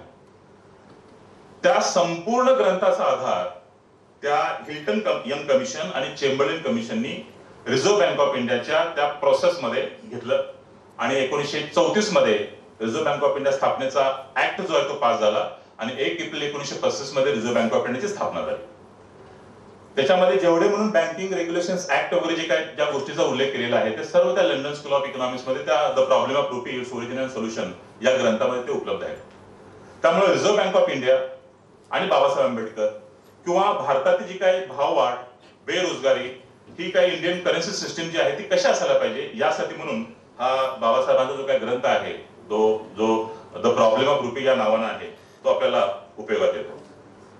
या ग्रंथामध्ये अनेक काही गोष्टीचा उल्लेख आहे. मध्यंतरी नोटाबंदी सारखा जो काही विषय आहे तो पण झाला. नोटाबंदीचा ज्यावेळेस विषय झाला त्यावेळेस अशी चर्चा झाली की बाबासाहेबांनी the problem of rupees origin and solution या ग्रंथामध्ये याचा उल्लेख केलेला आहे, अशी चर्चा झाली आणि अगदी जबाबदार लोकांनी सुद्धा चर्चा केली. आता नावावर घेत नाही कारण आचारसंहिता असल्यामुळे आपण बोलू नये. परंतु ज्यावेळेस अशी चर्चा झाली की नोटाबंदी ही बाबासाहेबांनी सांगितलेलं आहे असं नाहीये, बाबासाहेबांनी कधीही नोटाबंदी करा म्हणून सांगितलेलं नाही, परंतु दर 10 वर्षानंतर त्या एकूण अर्थव्यवस्थेमध्ये जो पैसा आहे त्याचं ऑडिट करा. म्हणजे नोटाबंदीचा अंतिम उद्देश काय आहे? भ्रष्टाचार थांबवणे, काळा पैशाला आळा घालणे, एवढंच आहे. परंतु ज्यावेळेस जी मेथड आहे त्याला बाबासाहेबांनी फ्लॉलेस मेथड असा उल्लेख केलेला आहे की कारण इकॉनॉमी जी आहे, जी इकॉनॉमी 1935 मध्ये आहे ते आता नसते किंवा उद्या सुद्धा नसते. आपल्याला माहित आहे की ते इराणने इस्रायलवर हल्ला केल्यानंतर इकॉनॉमीमध्ये बदल होतात, स्टॉक मार्केट आपला 600 खाली आलेला आहे, हे बातम्या आहेत. पण म्हणजे काय, इकॉनॉमी जी आहे ती इकॉनॉमी बदलणारी इकॉनॉमी असते, ती स्टॅटिक नसते.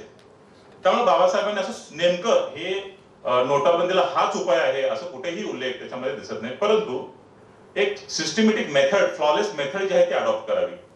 दर 10 वर्षांनी त्या अर्थव्यवस्थेमधले किंवा इकॉनॉमीमध्ये जो काय पैसा आहे तो पैसाचं तुम्ही ऑडिट करावं, आपोआप तुम्हाला ब्लॅक मनी आणि व्हाईट मनी जो आहे तो दिसेल. अशा प्रकारची सूचना सुद्धा लंडन स्कूल ऑफ इकॉनॉमिक्स मधल्या त्या the problem of rupees origin and solution या ग्रंथामध्ये आपल्याला असल्याचं दिसून येतं. हे सर्व करत असताना बाबासाहेबांनी शेतीविषयक सुद्धा फार महत्वाच्या गोष्टी ज्या आहेत त्या सांगितलेल्या आहेत. शेतीच्या अवस्था आपल्याला काय झालेली आहे आपल्याला माहित आहे. एकूण राष्ट्राचं उत्पन्न जर का आपण 100 रुपये असं धरलं तर त्या 100 रुपयामध्ये फक्त 18 ते 20 रुपये फक्त शेती क्षेत्रातून येतात आणि आजही त्या शेती क्षेत्रावर अवलंबून असण्याचं प्रमाण 7% आसपास आहे. हे हा विरोधाभास आहे. याच्यावरती अनेक उपाय जे आहेत ते त्या काळात बाबासाहेबांनी सांगितले, 1917 मध्ये सांगितले. आणि small holding in India and their remedies या नावाचं एक आर्टिकल 1917 मध्ये बाबासाहेबांनी प्रसिद्ध केलं आणि त्याच्यामध्ये 2-3 गोष्टीचा उल्लेख जो आहे तो फार महत्वाचा आहे आणि बाबासाहेबांनी यासाठी प्रयत्न पण केले, नाही असं नाही. शेतीचं राष्ट्रीयकरण आणि सामुदायिक शेती याच्यावरती बाबासाहेबांचा जोर होता. आता सामुदायिक शेतीचा अर्थ बाबासाहेब असं म्हणणं होतं की शेती जी आहे ती मालकीची असू नये कोणाची, ती राष्ट्राची संपत्ती असला पाहिजे. ही त्यांची भूमिका होती. आणि आपल्याला आश्चर्य वाटेल, शेतीचं राष्ट्रीयकरण करावं यासाठी बाबासाहेबांनी 3 वेळा बिल आणलं होतं, 3 वेळा असेंब्लीमध्ये, बॉम्बे लेजिस्लेटिव्ह असेंब्लीमध्ये. दुर्दैवाने त्यावेळेस सगळे लोक त्या असेंब्लीमध्ये मोठे शेतकरी होते आणि ते म्हणाले की बाबासाहेबांची शेतीच काढून घेतात, नको हे बिल. देश, आपला देश जो आहे, म्हणजे ज्यावेळेस मी विचार करतो एक छोटासा अभ्यासक म्हणून अर्थशास्त्रातला, त्यावेळेस मला असं नेहमी वाटतं की देश एक 2-3 ठिकाणी फार मोठी चूक देशाची झाली. त्याच्यापैकी ही एक चूक. कुठलं? देशाच्या शेतीचं राष्ट्रीयकरण नाकारणे ही देशाची चूक आहे आणि ती कधीही न भरून येणारी चूक आहे. आता आपण जर का त्याचं इम्प्लिमेंटेशन करायला गेलो तर ते किती काय होऊ शकतं आपल्याला माहिती आहे. पण जर का त्या काळात शेतीचं राष्ट्रीयकरण झालं असतं तर आज आपल्या देशामध्ये ग्रामीण भागामध्ये कुणाच्या नावावर 1 एकर पण शेती नाही, कुणाच्या नावावर 100 एकर 200 एकर शेती आहे. ही जी काही विषमता आहे ही विषमता अजिबात आलेली नसते.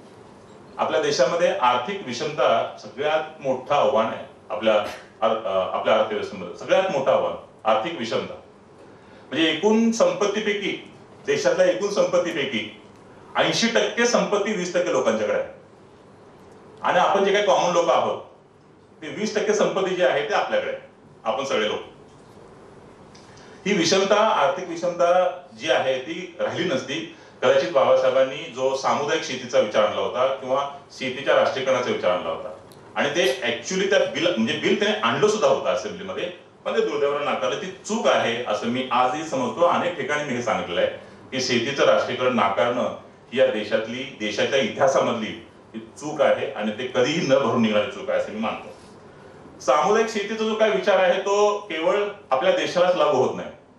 आफ्रिकन कंट्रीज जे आहेत किंवा हे इथिओपिया असेल, कंबोडिया असेल किंवा लहान लहान राष्ट्र, आफ्रिकन कंट्रीज, सगळेच आफ्रिकन कंट्रीज, त्याच्यामध्ये बाबासाहेबांचा सामुदायिक शेतीचा विचार आहे तसं उपयोग होतो, आहे तसं आपल्याला तिथे इम्प्लिमेंटेशन करता येतं. म्हणजे केवळ शेतीचा विचार किंवा ह्या लंडन स्कूल ऑफ इकॉनॉमिक्स मध्ये जे काय बाबासाहेबांनी लिहिलं प्रॉब्लेम ऑफ रुपीचा, जे भाववाढ वगैरे होते किंवा कमी झाली पाहिजे वगैरे, हे केवळ आपल्या देशासाठीच उपयोग नाही, तर जगातल्या इतर विकसनशील आणि अविकसित राष्ट्रांमध्ये सुद्धा, त्या देशांना सुद्धा हा जशाच तसा लागू होतो असं मी मानतो. किंवा त्या प्रकारचा अभ्यास सुद्धा आपल्या देशामध्ये वेगवेगळ्या इन्स्टिट्यूट मध्ये झालेला आहे. याच्याशिवाय मी शेवटचे काही 2 गोष्टी घेतो आणि मग थांबतो, कारण पवार सरांना मला हे ऐकायचं आहे. जलविद्युत विकासातील योगदान जे आहे ते थोडंसं अधोरेखित करणं या निमित्तानं गरजेचं.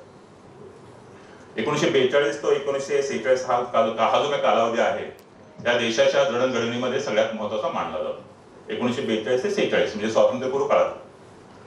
स्वातंत्र्यपूर्व काळामध्ये 1942 ते 46 मध्ये काही मंत्रिमंडळ होतं, त्यामध्ये 14 मंत्री होते. त्या 14 मंत्र्यामध्ये भारतातले 9 मंत्री होते, बाकीचे 5 विदेशी मंत्री होते, म्हणजे ब्रिटिश मंत्री होते.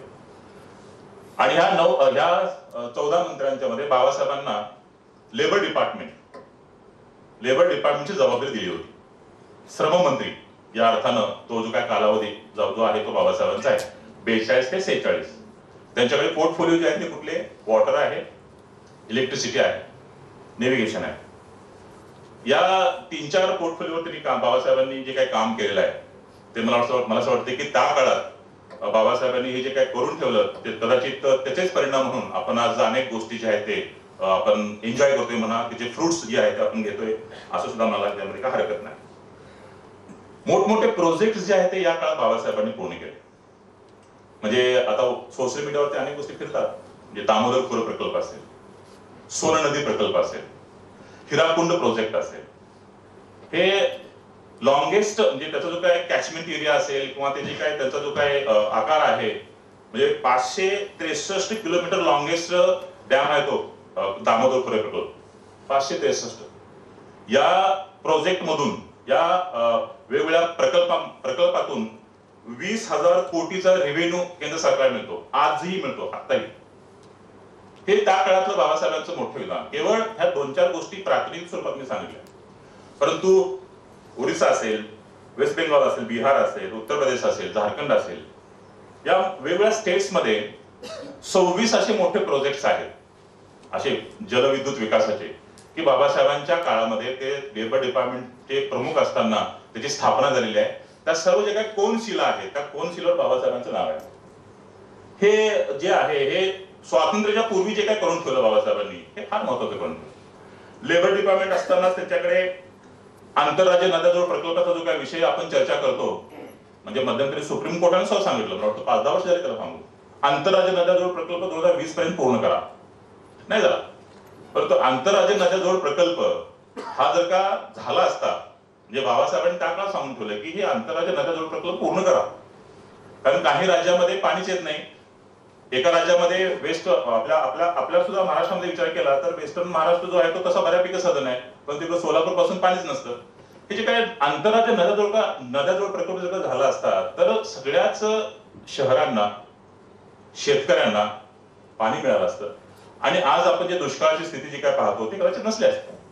आजही जर का आपल्या धोरणकर्त्यांनी जर का ठरवलं की आंतरराज्य नद्याजोड प्रकल्प कुठल्याही परिस्थितीत पूर्ण करायचा, तर आजही आपल्या देशाची आर्थिक स्थिती, शेतकऱ्यांची स्थिती ही अतिशय चांगल्या पद्धतीनं विकसित होऊ शकते, त्यांचं राहणीमान वाढू शकतं. एकूणच शेतीचा विकास जो आहे तो होऊ शकतो, शेतकऱ्यांचा विकास होऊ शकतो, शेतमजुरांचा विकास होऊ शकतो. इतक्या गोष्टी ह्या आंतरराज्य नद्याजोड प्रकल्पाच्या पाठीमागे आहेत.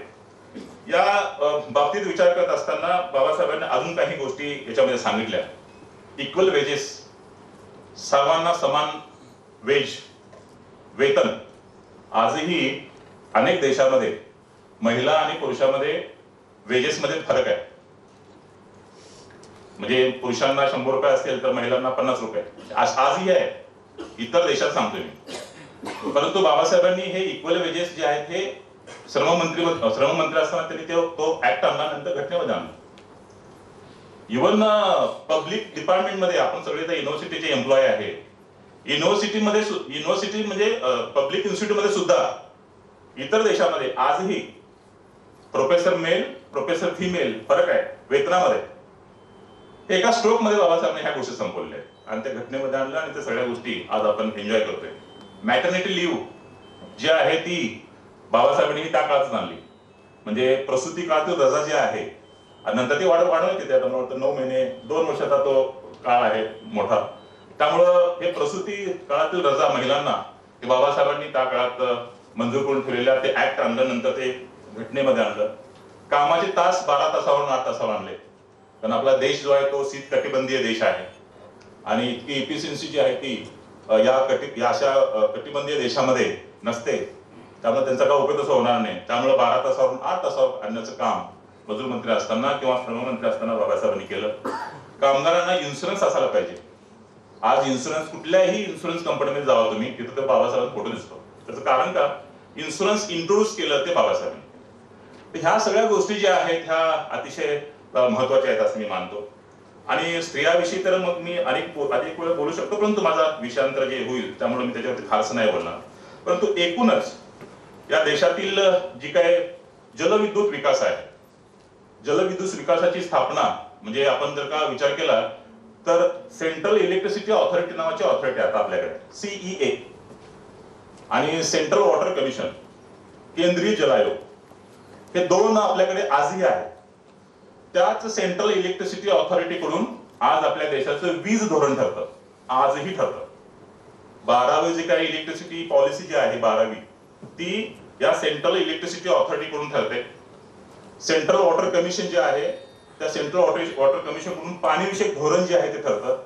या सेंट्रल इलेक्ट्रिसिटी ऑथॉरिटीची स्थापना, या सेंट्रल वॉटर कमिशनची स्थापना बाबासाहेबांनी 1944 आणि 45 मध्ये श्रममंत्री असताना केलेली आहे. ते आजही लागू आपल्या देशाला होते. आजही त्यांच्याच माध्यमातून धोरण जे आहे ते ठरवली जातात. या सर्व गोष्टीचा विचार करत असताना मी नेहमी असं मानतो की डॉक्टर आंबेडकर हे ट्रेंड इकॉनॉमिस्ट होते. अनेक लोकांना आपण इकॉनॉमिस्ट म्हणतो, पण ट्रेंड इकॉनॉमिस्ट जे असतात हे असे असतात ज्यांनी खऱ्या अर्थाने त्याच्यावरती मास्टरी मिळवलेली आहे आणि त्याचे इम्प्लिकेशन्स जे आहेत हे त्या देशाला, त्या समाजाला मिळतात किंवा त्याचे फायदे जे आहेत त्या देशाला मिळतात. नोबेल पुरस्कार विजेते डॉक्टर अमर्त्य सेन ज्यांना अर्थशास्त्राचा नोबेल पुरस्कार मिळाला, त्या अमर्त्य सेननी बाबासाहेबांना अर्थशास्त्र ते गुरु मानतात. म्हणजे अमर्त्य सेन हे नोबेल लॉरेट जे डॉक्टर आंबेडकरांना अर्थशास्त्र ते गुरु मानतात, त्याच्यावरून बाबासाहेबांचं मग अर्थशास्त्र किंवा ते कशा पद्धतीने त्यांची मांडणी असेल हे सुद्धा या निमित्तानं आपल्याला लक्षात येईल. मी असं नेहमी मानतो की या देशाला हा देश पुढे घेऊन जायला अनेक लोकांचं योगदान जे आहे ते नक्कीच आहे. सुरुवातीच्या काळामध्ये पंडित नेहरू ज्यांनी हा सगळा देश उभा करण्यामध्ये काही प्रमाणात योगदान दिले. नंतरच्या काळामध्ये आपल्याला APJ अब्दुल कलाम, भारताचे माजी राष्ट्रपती, त्यांनी या देशाला विकसित भारत म्हणजे मला वाटतं 2020 इंडिया 2020 असं काहीतरी त्यांचं स्लोगन होतं, विकसित भारत त्या संदर्भातलं. परंतु खऱ्या अर्थानं जर हा देश विकसित व्हावा, या देशातील सर्व स्तरातील लोकांचा विकास व्हावा, हा देश समृद्ध व्हावा, हा देश खऱ्या अर्थानं जगामध्ये श्रीमंत देश व्हावा, असं जर कोणी स्वप्न बघितलं असेल किंवा ज्याच्यामध्ये खऱ्या अर्थानं ज्यांनी करून काम केलं असेल तर ते डॉक्टर आंबेडकरांनी केलेलं आहे असं मी मानतो. या निमित्तानं विद्यापीठामध्ये या एका महत्त्वाच्या विषयावरती बोलण्याची संधी मला माननीय कुलगुरू सरांनी आणि विद्यापीठ प्रशासनाने दिली, त्याबद्दल मी त्यांचाही आभारी आहे. आणि मला खात्री आहे की ज्या काही गोष्टी अजून मनामध्ये काही कन्फ्युजन असेल, कारण अर्थशास्त्र थोडंसं अडचणीचं असतं समजून घ्यायला, आपण जरूर मला भेटावं, माझी चर्चा करावी, आपण अनेक वेळ त्याच्याविषयी बोलू शकतो. मी पुन्हा एकदा आपल्या सर्वांचं आभार मानून माझं भाषण संपवतो. धन्यवाद.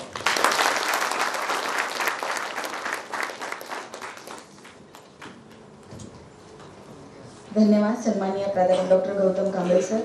सरांनी ज्या आर्थिक घटकांचे विश्लेषण डॉक्टर बाबासाहेब आंबेडकर यांनी केले, जे त्यांच्या संशोधनात त्यांनी मांडलं, जे त्यांच्या ग्रंथसंपदेत साठवून ठेवलं, त्यापैकी बऱ्याच घटकांची अंमलबजावणी आपण करीत आहोत. आणि जे काही घटकांची त्यांनी भाकितं नोंदवली किंवा निष्कर्ष नोंदवले संशोधनांती, ते काही गोष्टी खऱ्या होताना दिसतात आहे असं देखील सरांनी मत नोंदवलं. आर्थिक विषमता हे आपल्या देशासमोरील एक मोठं आव्हान आहे आणि ते दूर करण्यासाठी भारतरत्न डॉक्टर बाबासाहेब आंबेडकर यांनी अनेक उपाययोजना केल्या आणि सुचवल्या देखील. तसेच चलन, वित्तीय व्यवहार, शेतीचे राष्ट्रीयकरण, जलनीती, विद्युत विकास, कामगार विषयक धोरण या विषयावर देखील डॉक्टर बाबासाहेब आंबेडकर यांचे जे काही विचार होते आणि जे काही कार्य होतं याचं विश्लेषण आदरणीय प्राध्यापक डॉक्टर गौतम कांबळे सरांनी या ठिकाणी मांडलं. सरांचे मी इथे आभार मानते. धन्यवाद. यानंतर आजच्या या परिसंवादाचे दुसरे पुष्प गुंफण्यासाठी मी आमंत्रित करते प्राध्यापक डॉक्टर प्रकाश पवार सरांना.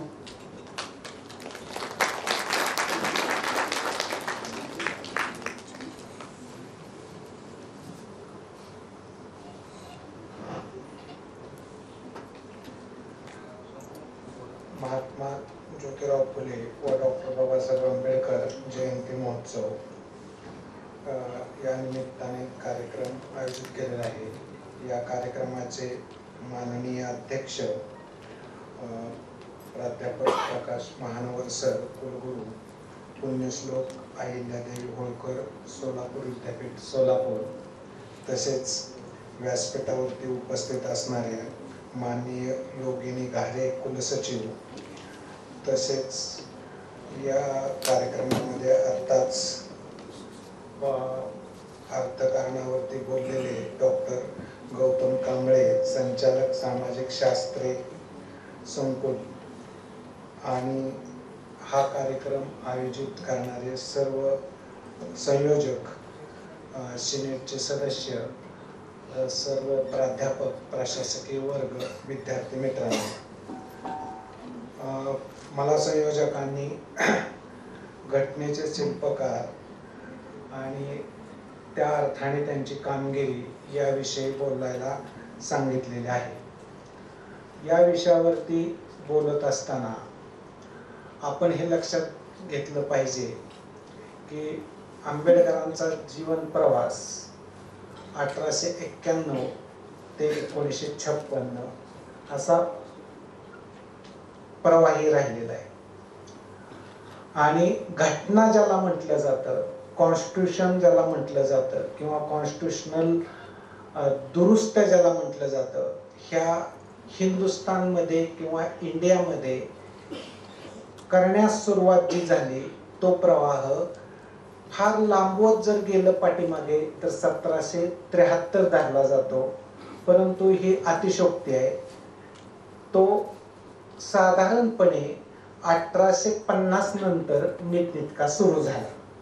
म्हणजे एका अर्थाने कॉन्स्टिट्यूशनच्या विकासाचा प्रवाह वाहत होता आणि त्याच दरम्यान डॉक्टर बाबासाहेब आंबेडकरांचं जीवनही घडून गेलेलं होतं. यामुळे दोन प्रश्न आपोआपच उपस्थित होतात की जो प्रवाह वाहत होता त्या प्रवाहाला डॉक्टर बाबासाहेब आंबेडकरांनी कोणता आकार दिला, नवीन आकार कोणता दिला. आणि दुसरा प्रश्न निर्माण होतो, जो प्रवाह वाहत होता त्याच्यामध्ये काय दोष होते का आणि ते कसे दुरुस्त केले गेले, एक मोठा प्रश्न म्हणून त्याच्याकडे पाहता येईल.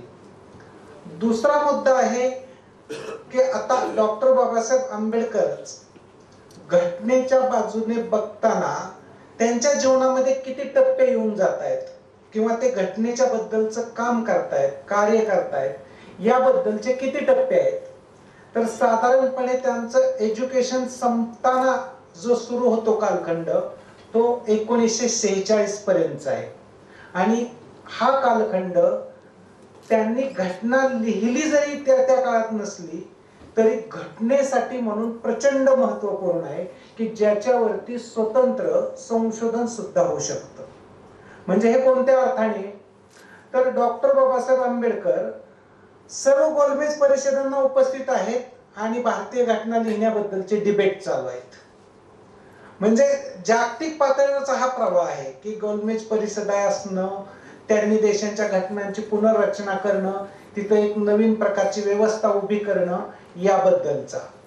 आणि त्या प्रवाहामध्ये सामील होण्याचं काम साधारणपणे डॉक्टर बाबासाहेब आंबेडकरांनी केल्यामुळे हा घटनात्मक विकासातला त्यांचा पहिला योगदानाचा टप्पा आहे. दुसरा टप्पा त्यांचा सुरू होतो तो प्रत्यक्ष घटना लिहिण्याचा.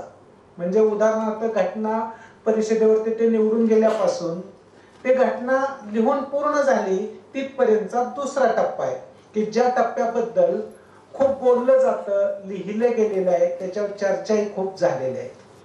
आणि नंतर तिसरा टप्पा सुरू होतो तो म्हणजे घटनेची अंमलबजावणी सुरू झाल्यापासून ते डॉक्टर बाबासाहेब आंबेडकरांच्या जीवनातल्या 1956 पर्यंतचा.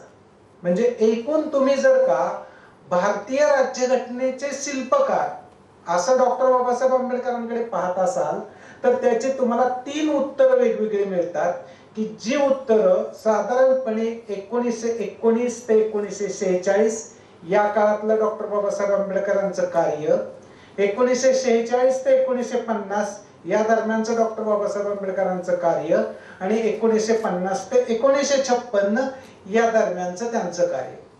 आता हे कार्य त्यांनी केल्यानंतर तुम्ही जर साधारणपणे या सर्वच गोष्टीचं मोजमाप केलं तर पहिला कालखंड संपलेला 78 वर्ष झाले तरीही त्या फेज मधून डॉक्टर बाबासाहेब आंबेडकरांच्या विचारांमधून या समाजाची पुनर्रचना करण्यासाठी काहीतरी मिळत आहे असा सूर तुम्हाला दिसतो.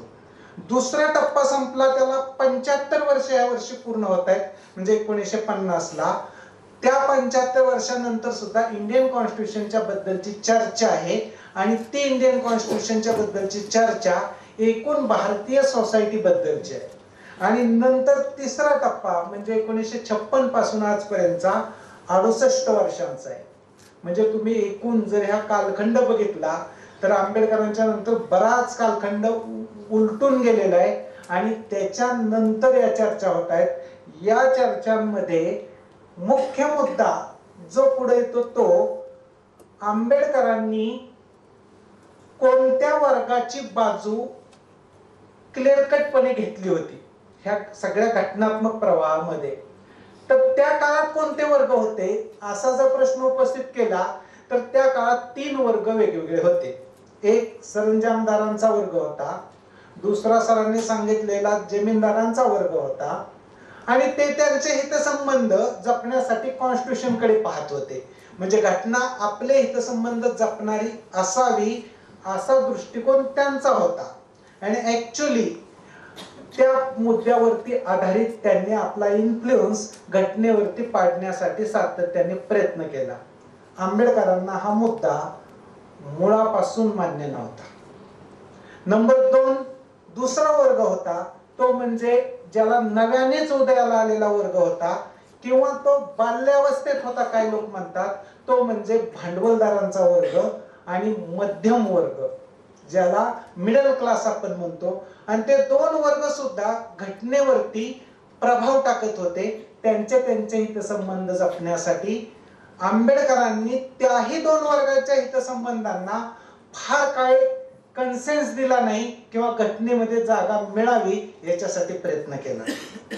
राहिला त्याच्यानंतरचा तिसरा वर्ग की ज्याच्यासाठी आंबेडकरांनी त्यांच्या एज्युकेशन पासून संपूर्ण घटनात्मक म्हणजे कायदे तयार करणे, कायद्यांमध्ये दुरुस्त्या करणे, कायद्यांची अंमलबजावणी करणे, कायद्याचं संहितीकरण करणे, या सगळ्या प्रोसेसमध्ये ज्यांना जागा दिली त्यामध्ये ॲग्रियन सोसायटी मधला शेतकरी एक होता, शेतमजूर एक होता, त्याच्यानंतर ज्याला ते मूकनायक म्हणत होते तो एक वर्ग होता, बहिष्कृत एक वर्ग होता, महिला एक वर्ग होत्या. आणि तुम्ही त्यांची उदाहरणं जरी काढली तरी सहजासहजी लक्षात येतं की याच वर्गांसाठी इंडियन कॉन्स्टिट्यूशन साठी रात्रंदिवस काम जे करत होते ते आंबेडकर. म्हणजे तुम्ही त्यावेळच्या वर्गरचनेतले हे 3 वर्ग डोळ्यासमोर आणले तर आंबेडकरांच्या दृष्टिकोनातून हाच वर्ग प्रायमरी आहे, ज्यांच्यासाठी ते सातत्याने कार्य करतात. आणि त्याची उदाहरणं तुम्हाला कितीतरी सापडतात. उदाहरणादाखल कोकणामध्ये खोतीच्या बद्दलचं आंदोलन त्यांनीच केलं. त्याच्यानंतर हिंदू कोड बिल महिलांसाठी त्यांनीच आणलं, त्याच्यावरचा डिबेट त्यांनीच घडवला. 1952च्या निवडणुकीच्या आधी त्यांनीच राजीनामा दिला आणि ते हिंदू कोड बिल महिलांसाठी लागू करावं अशी भूमिका घेतली. म्हणजे सांगण्याचा मुद्दा आणि ह्याला जोडून तर इतर गोष्टी आहेतच. म्हणजे त्यांनी काढलेलं मूकनायक असो किंवा बहिष्कृत भारत असो, यातून तुम्हाला क्लिअर कट दिसतं की त्यांनी कॉन्स्टिट्यूशन मध्ये हा तिसरा वर्ग मुख्य कायद्यांच्या चौकटीमध्ये आणला आणि कायद्यांनी निर्माण केलेल्या राजकीय संस्थांनी याच वर्गाचे हितसंबंध जपावेत याच्यासाठी प्रयत्न केला. याच्यामुळे दुसरा मुद्दा इथं क्रिएट होतो. इंडियन कॉन्स्टिट्यूशननी भारतामध्ये जेवढ्या म्हणून संस्था निर्माण केलेत त्या सर्व संस्था न्याय देणाऱ्या असाव्यात अशी आंबेडकरांची भूमिका होती. त्यामुळे न्याय आणि संस्था यांची सांगड घालण्याचं काम इंडियन कॉन्स्टिट्यूशन मध्ये झाले. जे इंडियन कॉन्स्टिट्यूशन मधल्या संस्था काय काम करतायत किंवा त्यांना काय आंबेडकरांनी काम लावलेलं आहे तर न्याय देण्याचं काम लावलेलं आहे. आणि तोही न्याय हा वेगवेगळ्या पद्धतीनं त्यांनी डेव्हलप केलेला आहे. म्हणजे याचं साधं उदाहरण जर सांगायचं झालं, अगदी सोप्यातलं सोपं उदाहरण, तर 32वा कलम हे इंडियन कॉन्स्टिट्यूशनचा प्राण आहे असं त्यांचंच वाक्य आहे. 32वा कलम का इंडियन कॉन्स्टिट्यूशनचा प्राण आहे तर कलम क्रमांक 16 पासून किंवा मी म्हणेल 14 पासूनच पुढे प्रत्येक गोष्टीला संरक्षण देण्यासाठी ते 32वा कलम आहे. आणि ते जे 32वा कलम आहे ते इंडियन कॉन्स्टिट्यूशन मधल्या संस्थांना पुन्हा पुन्हा सांगतंय की तुम्ही न्यायालयीन पुनर्विलोकन करू शकता. न्यायालयीन पुनर्विलोकन झालं तरच न्याय मिळणार आहे. न्यायालयीन पुनर्विलोकन नाही झालं तर कोणालाही न्याय मिळू शकत नाही. म्हणजे 32वा कलम हे भारताचा प्राण आहे, इंडियन कॉन्स्टिट्यूशनचा प्राण आहे. आणि आंबेडकर म्हणत होते या तिसऱ्या वर्गाचं जीवन आणि मरण आहे त्यात. म्हणजे तिथंच सगळं त्यांचं अस्तित्व टिकतं किंवा त्यांचं अस्तित्व संपूर्णपणे संपुष्टात येतं. असं हे तिसऱ्या वर्गाबद्दलची तुम्हाला कथा दिसते. यानंतर आंबेडकरांनी सर्वात महत्वपूर्ण आणखीन एक भूमिका मांडली आणि ती कोणती होती तर ती म्हणजे घटनात्मक नैतिकता. घटनात्मक नैतिकतेबद्दल त्यांनी एकूण 4 व्याख्यानं दिली होती. त्यातलं पहिलं व्याख्यान त्यांनी जे दिलं ते अगदी कॉन्स्टिट्यूशन लिहिणाऱ्या ड्राफ्ट कमिटीच्या पुढेच दिलं होतं. आणि त्यानंतर ते व्याख्यान 4 नोव्हेंबर रोजी दिलं ड्राफ्टिंग कमिटीच्या पुढे. आणि कॉन्स्टिट्यूशनल मॉरॅलिटी जर पाळली जाणार असेल तरच हा देश उभा राहू शकतो, तरच लोकशाही उभी राहू शकते, हे त्यांचं मुख्य प्रतिपादनाचा विषय होता. नंतर दुसरं व्याख्यान त्यांनी दिलं 25 नोव्हेंबर 1949 ला. ते घटनेमध्ये जेव्हा वादविवाद सुरू झाला होता तेव्हा त्या वादविवादाला उत्तर देताना त्यांनी दिलेलं आहे ते व्याख्यान.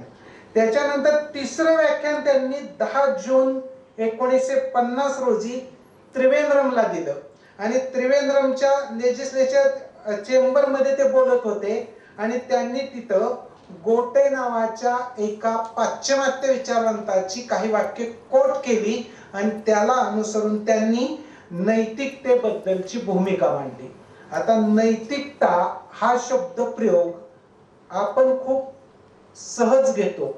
डॉक्टर बाबासाहेब आंबेडकरांनी घटनात्मक नैतिकता हा अत्यंत गंभीर अर्थाने शब्दप्रयोग वापरलेला होता आणि त्यांनी जो शब्दप्रयोग वापरला त्यांना असं म्हणायचं होतं की आपण आपल्या जीवनामध्ये नैसर्गिक नैतिकता पाळतो. नैसर्गिक नैतिकता म्हणजे कसं, बहीण भावाचं नातं आहे, तिथं एक मॉरॅलिटी आहे, हे गृहीत धरलेलं आहे.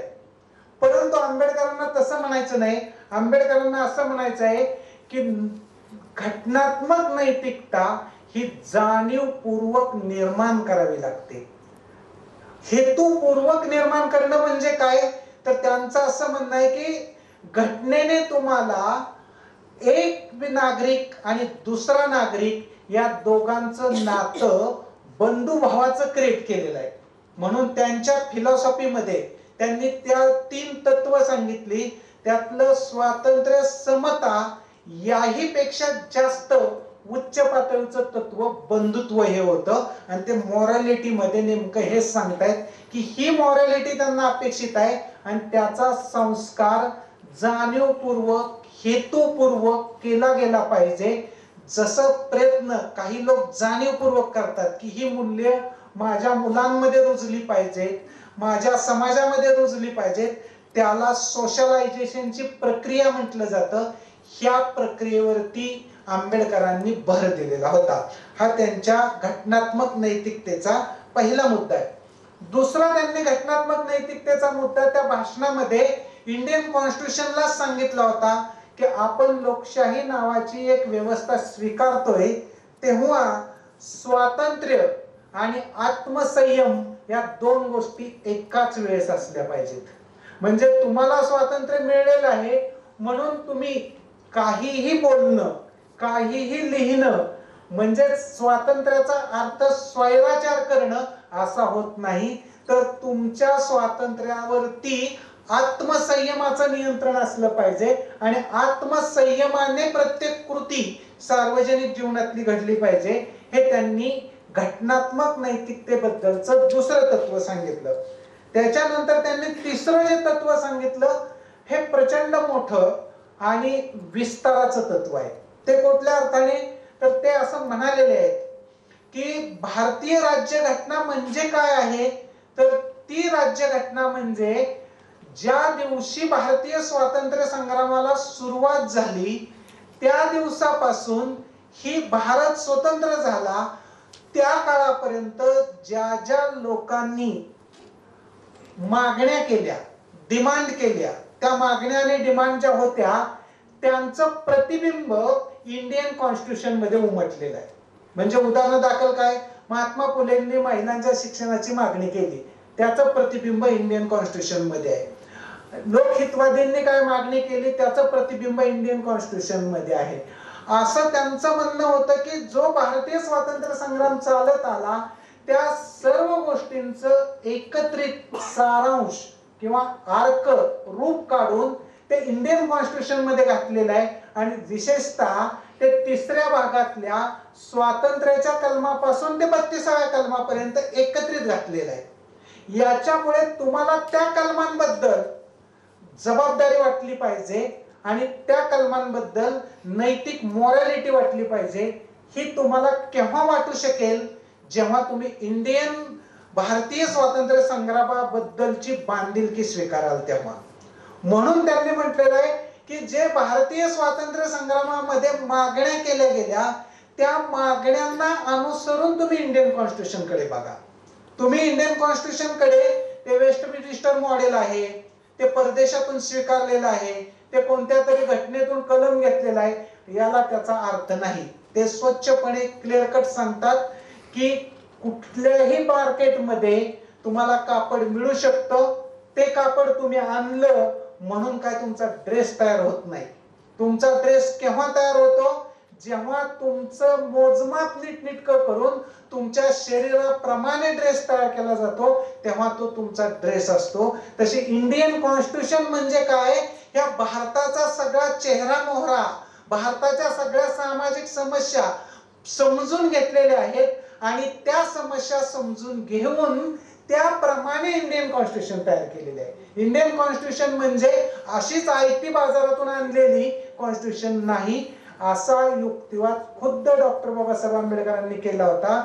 आणि तो मुद्दा त्यांनी मांडल्यामुळे इंडियन कॉन्स्टिट्यूशन कडे पाहत असताना तुम्ही भारतीय स्वातंत्र्य संग्रामाकडे एक घटनात्मक जबाबदारी म्हणून पाहिलं पाहिजे, हा मुद्दा त्यांनी मांडला होता. नंतरचा त्यांचा अत्यंत महत्वाचा मुद्दा आहे, तो खूप आत्ताही चर्चेचा मुद्दा आहे. इंडियन कॉन्स्टिट्यूशन मध्ये एक मध्यवर्ती किंवा ज्याला मिडल ग्राउंड म्हणतात असं एक ग्राउंड आहे की जे ग्राउंड तुम्हाला कधीही बदलता येणार नाही आणि ते बदलण्याचा तुम्हाला राईट नाही. ते कुठं आहे तर साधारणपणे त्याचं एक पहिली प्लेस सांगितली जाते, तो सरनामा आहे, भारतीय राज्यघटनेचा सरनामा.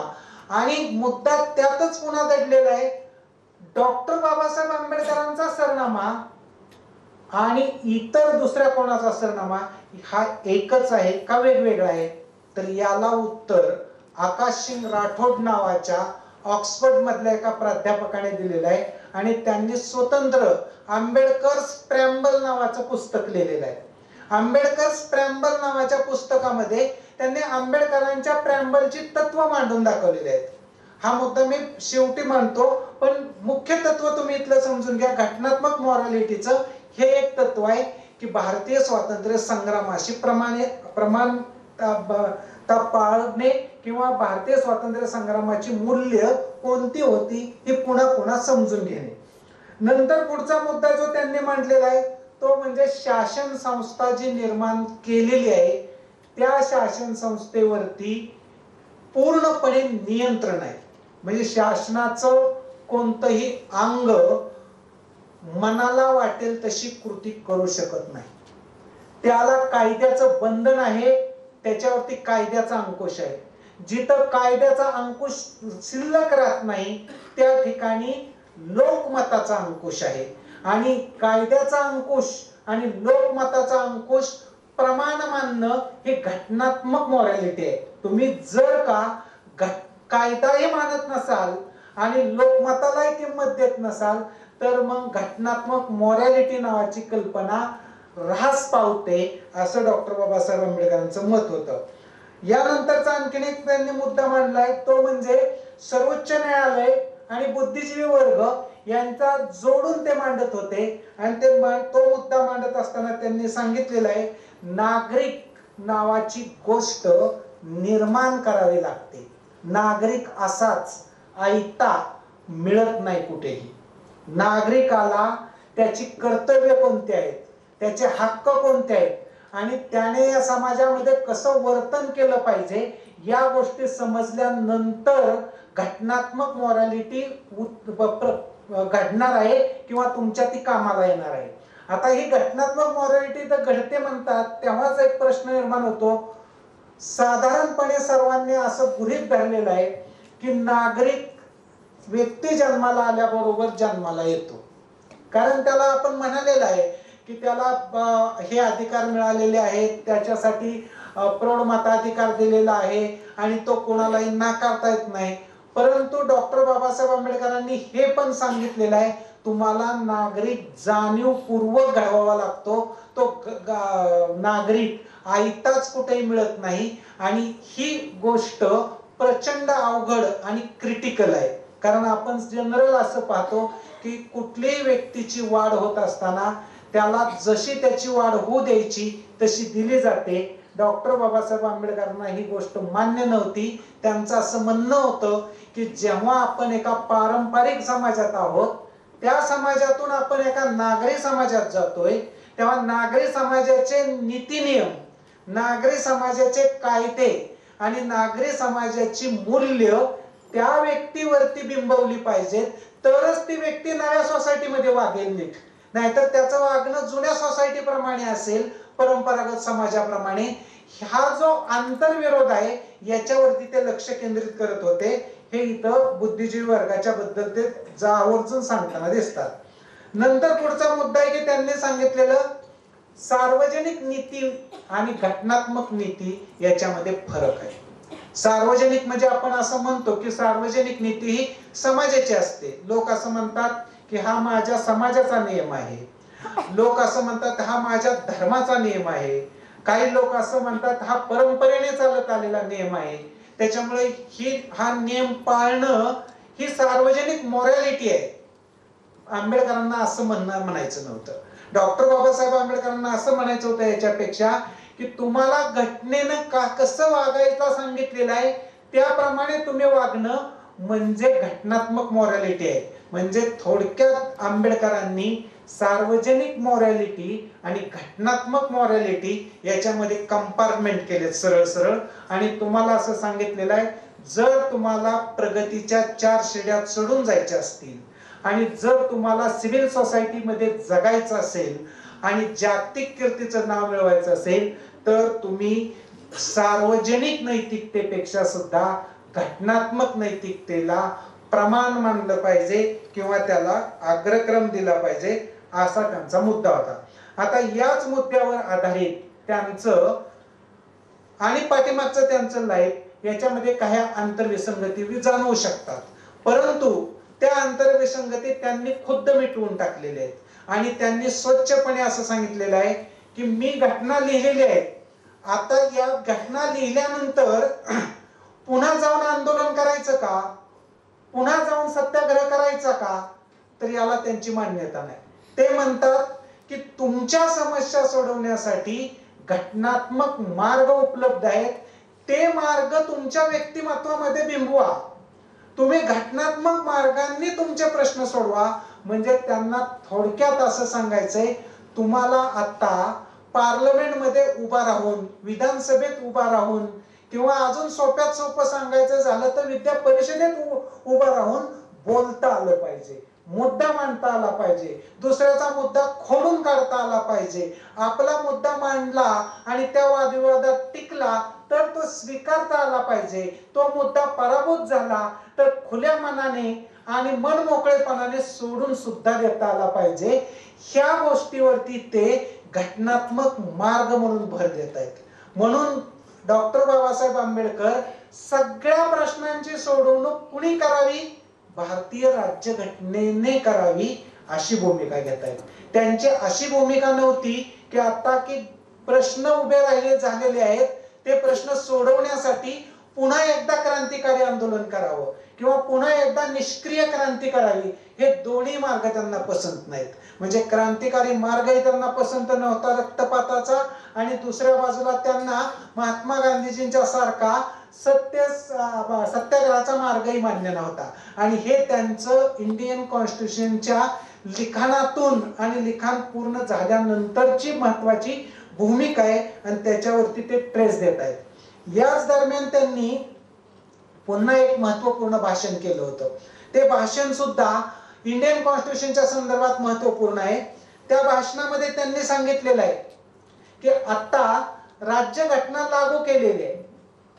ती राज्यघटनेने काय केलेलं आहे तर मूल्य आधुनिक आणलेत, राजकारण आधुनिक आणलेलं आहे आणि तुमचा समाज पारंपरिक आहे. म्हणजे एकाच वेळेस 2 घटना घडलेल्या आहेत. राजकारण आधुनिक आहे कारण ती खुली निवडणूक, प्रौढ मताधिकार यांना महत्व देणार, पण तुमची सोसायटी मात्र परंपरागत आहे. ह्या परंपरागत समाजात हे आधुनिक कसं काय बिंबवायचं, कसं राबवायचं, हाच एक मोठा यक्ष प्रश्न आहे असं त्यांचं म्हणणं होतं. आणि त्याला उत्तरही पुन्हा ते देत आहेत की त्यांचं म्हणणं आहे पारंपरिक समाजाला आधुनिक बनवण्याचं काम इंडियन कॉन्स्टिट्यूशनने करायचं आहे. म्हणजे इंडियन कॉन्स्टिट्यूशन वरती डॉक्टर बाबासाहेब आंबेडकरांनी कोणती जबाबदारी स्वीकारलेली आहे तर सोसायटी परंपरागत आहे, त्या परंपरागत सोसायटीला मॉडर्न बनवण्याचं काम राज्यघटनेने करावं. म्हणजे स्वातंत्र्य, समता, बंधुता, न्याय वगैरे वगैरे मूल्य जे आहेत ती त्या सोसायटीमध्ये आणावीत असं एक त्यांचं म्हणणं आहे. दुसरं जे म्हणणं आहे ते आत्ताच कांबळे सरांनी सांगितलं ते म्हणजे इथल्या साधन संपत्तीचं पुनर्वाटप झालं पाहिजे. म्हणजे ते जमिनीचं पुनर्वाटप आहे, भांडवलशाहीचं देखील त्यांचं राज्य समाजवाद असा शब्दप्रयोग वापरला होता त्यांनी, तो इंडियन कॉन्स्टिट्यूशन मध्ये स्वीकारला गेला नाही. त्याच्यावरती प्रचंड वादविवाद झाला. परंतु डॉक्टर बाबासाहेब आंबेडकरांनी तो मुद्दा बाजूला जरी ठेवला तरी त्या मुद्द्यामध्ये मुख्य हा भाग दडलेला होता की व्यक्तीला जेव्हा तुम्ही जीवितताचा अधिकार देताय तेव्हा त्याला जीवितताबरोबर वित्ताचा सुद्धा अधिकार दिला पाहिजे. जर वित्ताचा अधिकार नसेल तर जीवितताचा अधिकार काही देखील कामाचा ठरत नाही. म्हणून ते सातत्याने हाच प्रयत्न करत होते की आर्थिक विषमता नष्ट करून आर्थिक समता प्रस्थापित करा. म्हणजे आत्ताचा समाज आर्थिक दृष्ट्या विषम आहे, त्याला आर्थिक दृष्ट्या समतोल बनवणं, समन्याय्य पद्धतीचा बनवणं याच्यावरती त्यांनी भर दिला होता. आणि म्हणून ते म्हटले की जर ही कंडिशन किंवा ही सिच्युएशन फार दिवस टिकली तर तुमचा देश टिकेल का दुसऱ्याच दिशेला जाईल हे काय सांगता येत नाही. कारण किती दिवस तुम्ही अशी आर्थिक विषमता, सामाजिक विषमता घेऊन देशाला पुढे नेण्याचा प्रयत्न करणार आहात. आणि त्यातून मग परिणाम असा झाला की एकूणच भारतीय राज्यघटनेच्या बद्दलचे अनेक नियम मोडले गेले. एवढंच नव्हे तर खुद्द आंबेडकरांनाच 1952 ला इंडियन कॉन्स्टिट्यूशनच्या बद्दल रागाने बोलावं लागलं. ते बोलले, ते या अर्थाने बोलले होते की तुम्हाला मी म्हणतोय की इंडियन कॉन्स्टिट्यूशनने या सोसायटीला मॉडर्न करावं, इंडियन कॉन्स्टिट्यूशनने या सोसायटीला समतावादी करावं, ते करता येत नाही तुम्हाला. म्हणून त्यांचा त्यावेळेचा राग होता असं तुम्हाला दिसेल. हा मुद्दा स्पष्ट झाल्यानंतर आणखीन एक मुद्दा पुढे येतो आणि तो मी मधी फक्त त्याचा उल्लेख करून पुढे गेलेलो होतो. तो म्हणजे भारतामध्ये एकच प्रेम्बल नाही, भारतामध्ये 2 प्रेम्बल आहेत. एक प्रेम्बल ही भारतीय राज्यघटनेला जोडलेली पंडित जवाहरलाल नेहरूंची आणि दुसरी प्रेम्बल आहे ती डॉक्टर बाबासाहेब आंबेडकरांची आहे. त्या प्रेम्बल बद्दलचं सविस्तर भाष्य जवळपास 300 पानाच्या पुस्तकामध्ये अक्षय कुमार राठोड यांनी केलेलं आहे. आणि त्याचाच दुसरा पार्ट किंवा छोटासा भाग म्हणून माझ्या माहितीप्रमाणे 2017 ला बँगलोर येथे फार मोठं एक चर्चासत्र झालं होतं आणि ऑक्सफर्ड युनिव्हर्सिटीने त्याच्यावर पुस्तक काढलं सोशल जस्टिस नावाने. त्यातही त्याचा उल्लेख केलेला आहे. तर त्यामध्ये त्यांनी काय सांगितलेलं होतं तर त्याच्यामध्ये त्यांनी म्हणजे आपण सातत्याने जे म्हणतो ती 3 मूल्यांबद्दल बोलतो, स्वातंत्र्य, समता आणि बंधुता. त्याला त्रयी म्हटलं जातं. आंबेडकर सुद्धा स्वतः म्हणालेले होते की ही 3 मूल्य मी परदेशी किंवा फ्रेंच राज्यक्रांतीतून घेतलेली नाहीत, तर ही मूल्य मी गौतम बुद्धाच्या साहित्यातून घेतलेले आहेत, विचारातून घेतलेले आहेत आणि त्यांच्या प्रयोगातून ते स्वीकारलेले आहेत. परंतु त्या 3 मूल्यांच्या व्यतिरिक्त आणखीन 2 मूल्यांचं एक्सप्लेनेशन त्या अक्षय कुमार आकाश सिंग राठोड यांनी दिलेलं आहे. आणि त्यामध्ये त्यांनी न्याय आणि राष्ट्र ह्या 2 संकल्पना मांडून दाखवलेल्या आहेत. यापैकी न्यायाची संकल्पना तर तुम्हाला सरांनी सांगितल्याप्रमाणे त्या चौकटीत इकॉनॉमिक म्हणून विकसित होत जाते. नंतर ती न्यायाची संकल्पना स्त्री पुरुष समता म्हणून विकसित होत जाते आणि तिसऱ्या बाजूला सगळ्या सामाजिक प्रथा परंपरा नष्ट करून एक समतल पातळीचा समाज निर्माण केला पाहिजे या अर्थाने सुद्धा विकसित झालेली आहे. ही जवळपास तुम्हाला माहितच आहे. परंतु त्याचा पुढचा मुद्दा राष्ट्र नावाचा.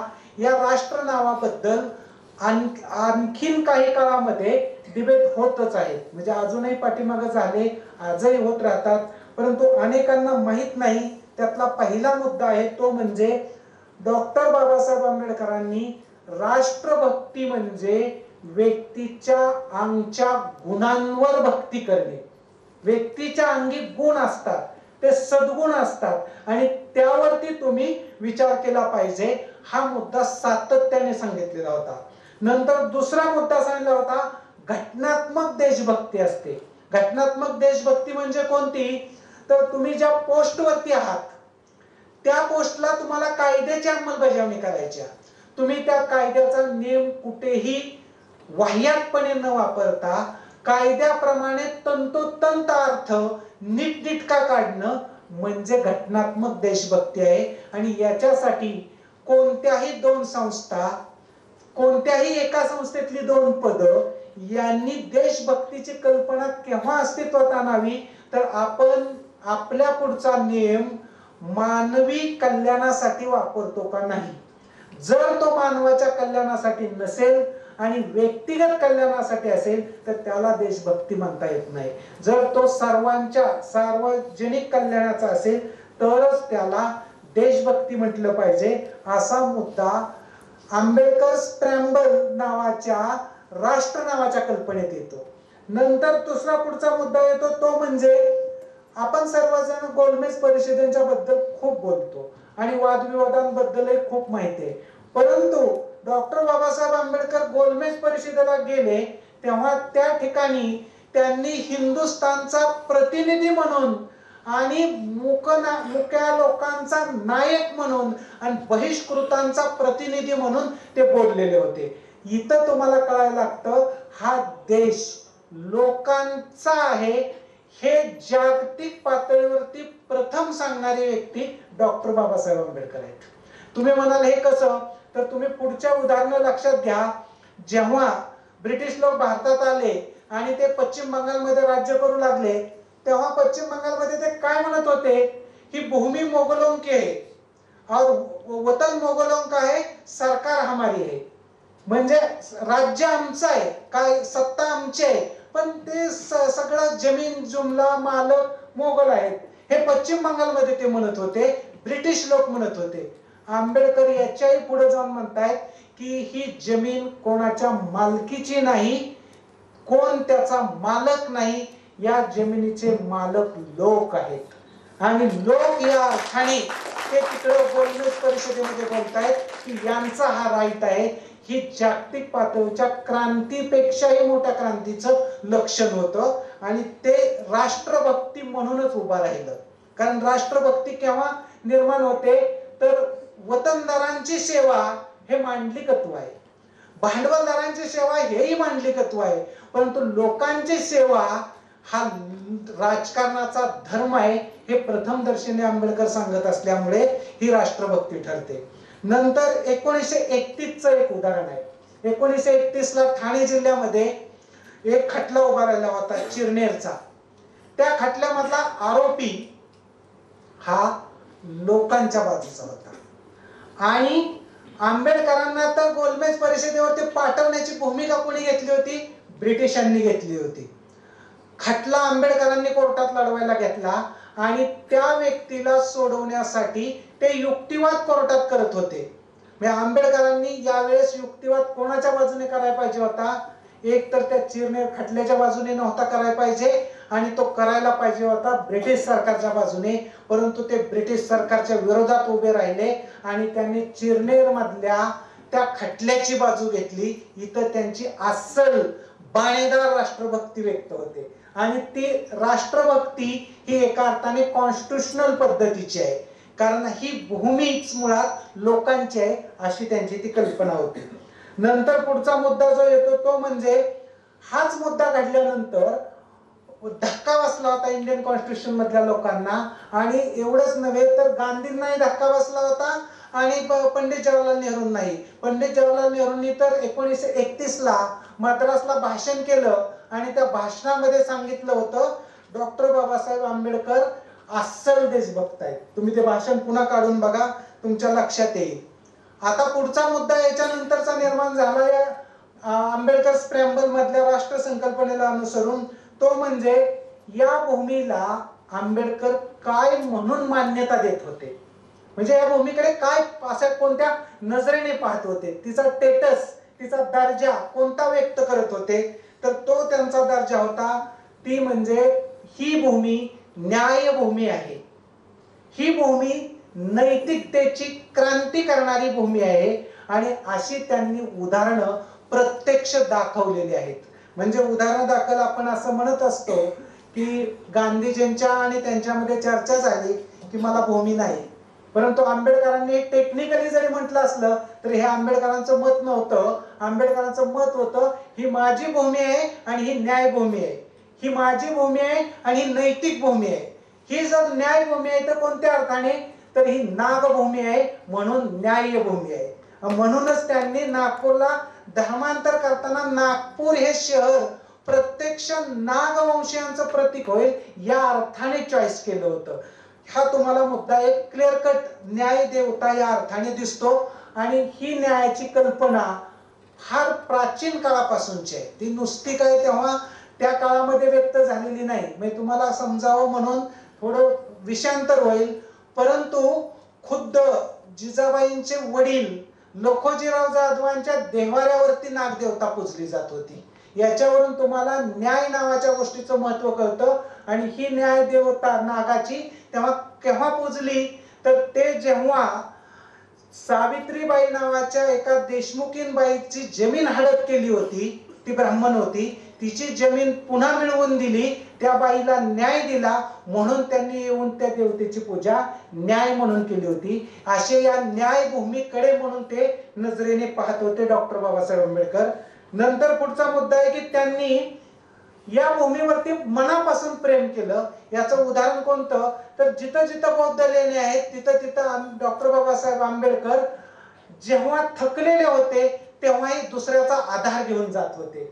म्हणजे थकलेल्या अवस्थेत सुद्धा या भूमीवरती प्रेम होतं. याचं अतिशय उच्च उदाहरण तुम्हाला राष्ट्र या कल्पनेबद्दल दिसतं. तिसरं उदाहरण दापोलीचं. तुम्ही जरा एकदा कोकणाचं त्यांचं वर्णन पुन्हा एकदा काढून वाचा, म्हणजे ते स्वतःच कोकणाबद्दल काय वर्णन करतायत. त्यांनी दापोलीचं वर्णन केलेलं आहे. तर दापोलीमध्ये लोकांची वस्ती आहे, तिथं लोक कसे आनंदी राहत आहेत, त्यांच्याकडे लष्करी कौशल्य कसे आलेले आहेत आणि ते आधुनिक कसे झालेले आहेत. म्हणजे दापोली हे आधुनिकतेचं प्रतीक आहे आणि आधुनिकतेवरती मी प्रेम करतो. आणि ती कोकण भूमी आणि ती दापोलीची भूमी ही माझ्या प्रेमाचं, मी प्रेम करावं अशा प्रकारची भूमी आहे, हे त्यांचं वर्णन त्यात व्यक्त होतं. आवर्जून तुम्ही त्यांची ती भाषणं त्यांनी पुन्हा पुन्हा केलेली वर्णनं वाचली तर दापोलीवरूनच तुम्हाला कळायला लागतं की या भूमीवरती ते किती प्रचंड प्रेम करत होते ते.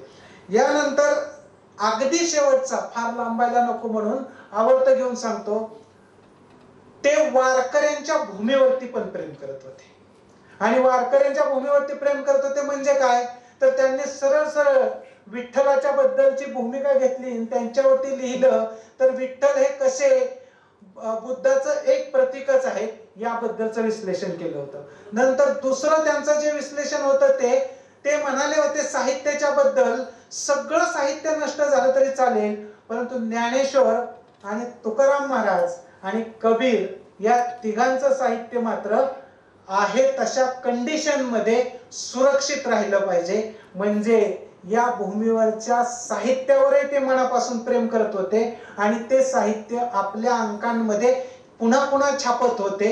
एवढंच नव्हे तर या साहित्याच्या व्यतिरिक्त त्यांनी म्हणजे लोकहितवादींचे काही साहित्य कृती सुद्धा पुन्हा छापल्या. मला सांगण्याचा मुद्दा एवढाच आहे, राष्ट्र नावाची कल्पना म्हणजे कुणाला तरी एखाद्याला फिलिंग होती तशी कल्पना नाही.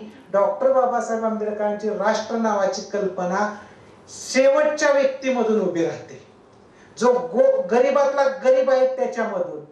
त्याच्यामध्ये काय आल्यानंतर उभी राहते, तर मॉडर्निटी आल्यानंतर ती उभी राहते. म्हणून एका अर्थाने ते जेव्हा महात्मा फुलेंना गुरु मानतात तेव्हा एकमय समाज म्हणजे राष्ट्र याचीच ते पुनरावृत्ती, पुन्हा पुन्हा विश्लेषण नव्या संदर्भात नव्या पद्धतीने करतायत असं तुम्हाला दिसून येईल. आणि यानंतर शेवटचा या चारही मुद्द्यांच्या बद्दलचा निष्कर्ष कोणता, तर मी सुरुवातीला सांगितलेल्या गोष्टीतूनच निघतो. डॉक्टर बाबासाहेब आंबेडकरांनी भांडवलशाही नष्ट करा पूर्णपणे अशी नाही भूमिका घेतलेली. भांडवलशाही असली पाहिजे, कारखानदार असले पाहिजे, पण त्यांचे इंटरेस्ट जपण्यासाठी घटनेत प्रयत्न नाही. नंबर 2, जमिनीचं वितरण नीटनेटकं झालं पाहिजे, पण जमिनीमध्ये लोकांचं शोषण होता कामा नये म्हणून तिकडं खोटीचं आंदोलनही त्यांनी केलं.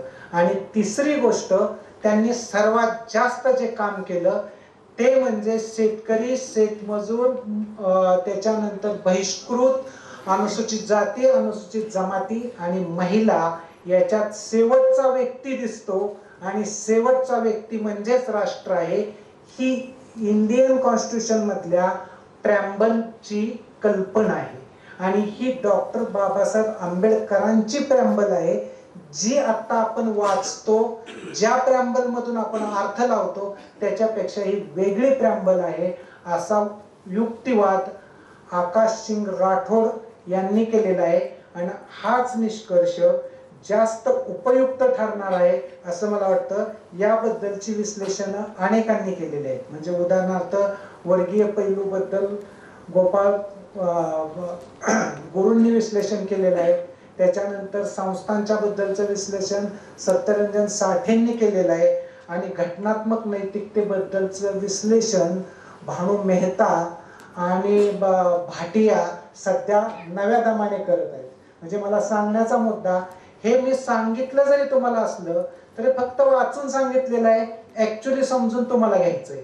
आणि ऍक्च्युली हे विश्लेषण आता सध्या मीडियामधनं प्रकाशित होत आहे, पुस्तकामधनं प्रकाशित होत आहे, ते तुमच्या जवळ उपलब्ध आहे, फक्त तुम्ही ते वाचण्याची गरज आहे. या निमित्ताने मला एवढे मुद्दे सांगण्याची संधी या विद्यापीठातील सर्व पदाधिकाऱ्यांनी दिली, त्याबद्दल सर्वांचे मनपूर्वक आभार मानतो आणि थांबतो. धन्यवाद.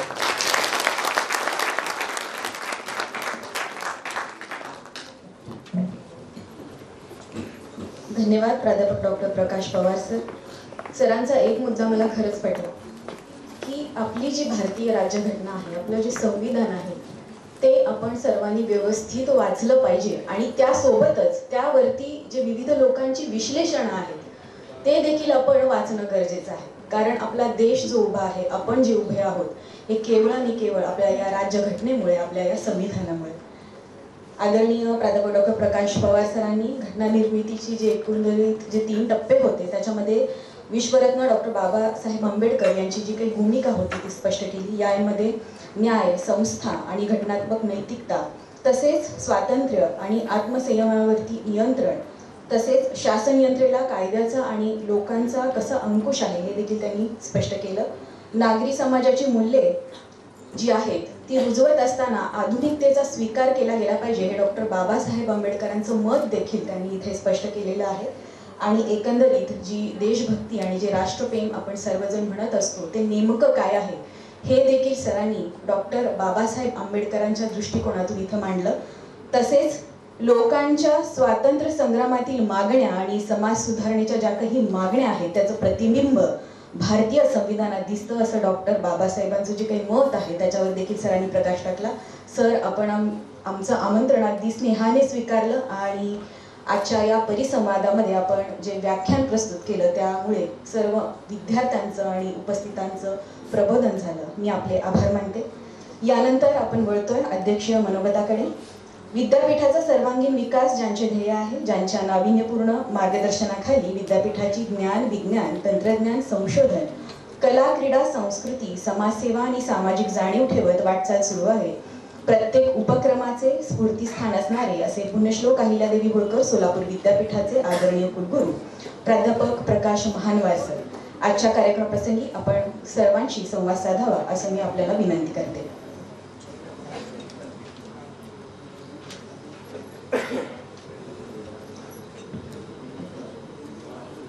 Good afternoon. विश्वरत्न डॉक्टर बाबासाहेब आंबेडकर, क्रांतीश्वर ज्योतिराव फुले यांच्या पवित्र स्मृतीस सर्वप्रथम अभिवादन. सन्माननीय मंच, त्यामधले 2 स्पेसिफिक आपले वक्ते असते, प्राध्यापक गौतम कांबळे सर आणि प्राध्यापक प्रकाश पवार. मंचावर उपस्थित माझ्या सहकारी कुलसचिव योगिनी धारे, या विद्यापीठातल्या NSCचे डायरेक्टर, स्टुडंट वेलफेअरचे डायरेक्टर, आज आपल्या सभागृहामध्ये उपस्थित असणारे राज्यपाल नियुक्त मॅनेजमेंट काउन्सिल मेंबर सिलवंत सर, दुसरे management council member Shri Gaikwad sir, आपल्या संकुलाचे संचालक, विविध संकुलामध्ये काम करणारे शिक्षक, शिक्षकेतर कर्मचारी आणि विद्यार्थी मित्रांनो, आपण कालपासून 20 तारखेपर्यंत हा एक सप्ताह साजरा करायचा संकल्प केला होता. मला वाटतं याविषयी आम्ही एक महिन्यापूर्वी याविषयी बोलत होतो आणि त्या पद्धतीने आपण प्रत्येक दिवशी पूर्ण आठवडाभर प्रत्येक दिवशी वेगवेगळे कार्यक्रम आयोजित केलेले आहेत आणि ती सांगता आपण 20 तारखेला करणार आहोत. मला वाटतं सकाळी 11 वाजता सांगतेचा प्रोग्राम असेल, त्या फंक्शनला सुद्धा आपण हजर आहोत. आपल्याला दोन्ही वाक्याने बऱ्याचशा गोष्टी सांगून गेल्या, बऱ्याचशा गोष्टी आपल्याला माहिती आहे, बऱ्याचशा गोष्टी आपण आपल्या आचरणात आणतो. या दोन्ही वाक्यांनी ज्या गोष्टीवरती भर दिला त्या गोष्टी हे आपण नेहमी अनुभवत असतो. अर्थकारण, समाजकारण आणि शिक्षण. आणि शिक्षण ही सगळ्यात महत्वाची गोष्ट आहे. ह्या दोन्ही महापुरुषांनी, युगपुरुषांनी सांगितलेलं आहे. हे आंबेडकरांनी सुद्धा त्याच गोष्टीचा उहापोह करून तळागाळामधल्या प्रत्येक व्यक्तीला शिक्षण कसे मिळेल यासाठी प्रयत्न केला. त्याचं एक्सटेन्शन म्हणून महात्मा ज्योतिराव फुलेंनी महिलांना सुद्धा शिक्षण कसं मिळेल यासाठी पुढाकार घेतला आणि म्हणून या दोघांनी सगळ्यात महत्वाचं काही जे केलं असेल ते म्हणजे शिक्षणावरती भर. आणि बऱ्याच ठिकाणी आपणही मानतो की शिक्षणाशिवाय कुठलेही देश आहे किंवा कुठले सुरुवात करा आपल्या घरापासून, घराची, राज्याची आणि देशाची प्रगती नाही हे निश्चित आहे. आणि त्यामुळे मला असं वाटतं की डॉक्टर बाबासाहेब आंबेडकरांनी लिहून ठेवले की शिक्षण हे वाघिणीचं दूध आहे आणि ते वाघिणीचं दूध जो पेल तो गुरगुरणारच. आणि हे दूध पाजण्याचं काम, हे फार मोठं काम हे आपल्या विद्यापीठाच्या वरती अवलंबून आहे. प्रत्येक विद्यापीठ याने त्या दृष्टीनं फार महत्वाचं काम आहे आणि ते सगळ्यात महत्वाचं काम आपण विद्यापीठ करणार आहोत. हे ज्यावेळी आपण करत असतो त्यावेळी इन्क्लुझिव्हिटी हा सगळ्यात महत्वाचा विषय असतो. तळागाळातल्या शेवटच्या व्यक्तीपर्यंत तुम्हाला शिक्षण देता आलं पाहिजे याचा आपण प्रत्येकाने विचार केला पाहिजे. मग तो गरीब असो, श्रीमंत असो किंवा गांधलेला असो, सगळ्यासाठी शिक्षण हे महत्वाचं आहे. त्यामुळे आपल्याला सगळ्यांना ते पोहोचवलं पाहिजे. हा ध्येय आपण विद्यापीठाच्या मार्फत नेहमी राबवलं पाहिजे.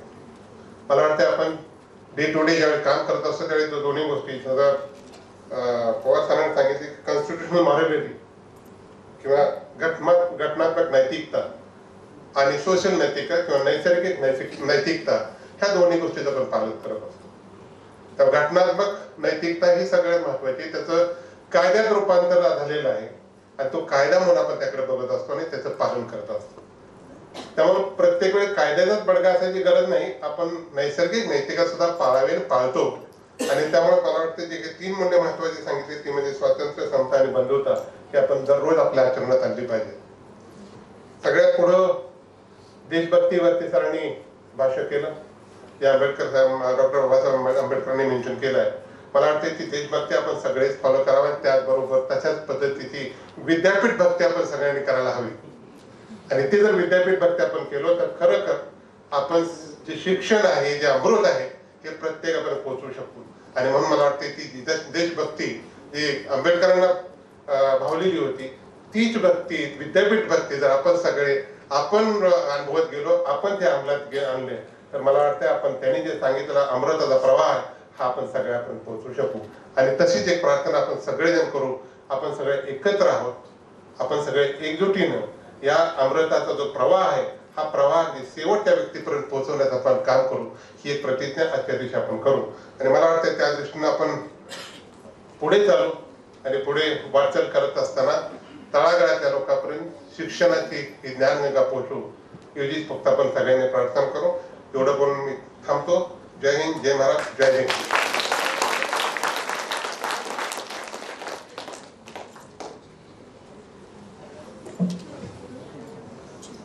धन्यवाद आदरणीय कुलगुरू महोदय. यानंतर आजचा हा कार्यक्रम यशस्वी करण्यासाठी अनेकांचं सहकार्य लाभलेलं आहे. त्या सर्वांप्रती आभार व्यक्त करण्यासाठी आमंत्रित करते विद्यापीठाच्या विद्यार्थी विकास विभागाचे संचालक माननीय डॉक्टर केदारनाथ काळवणे सरांना.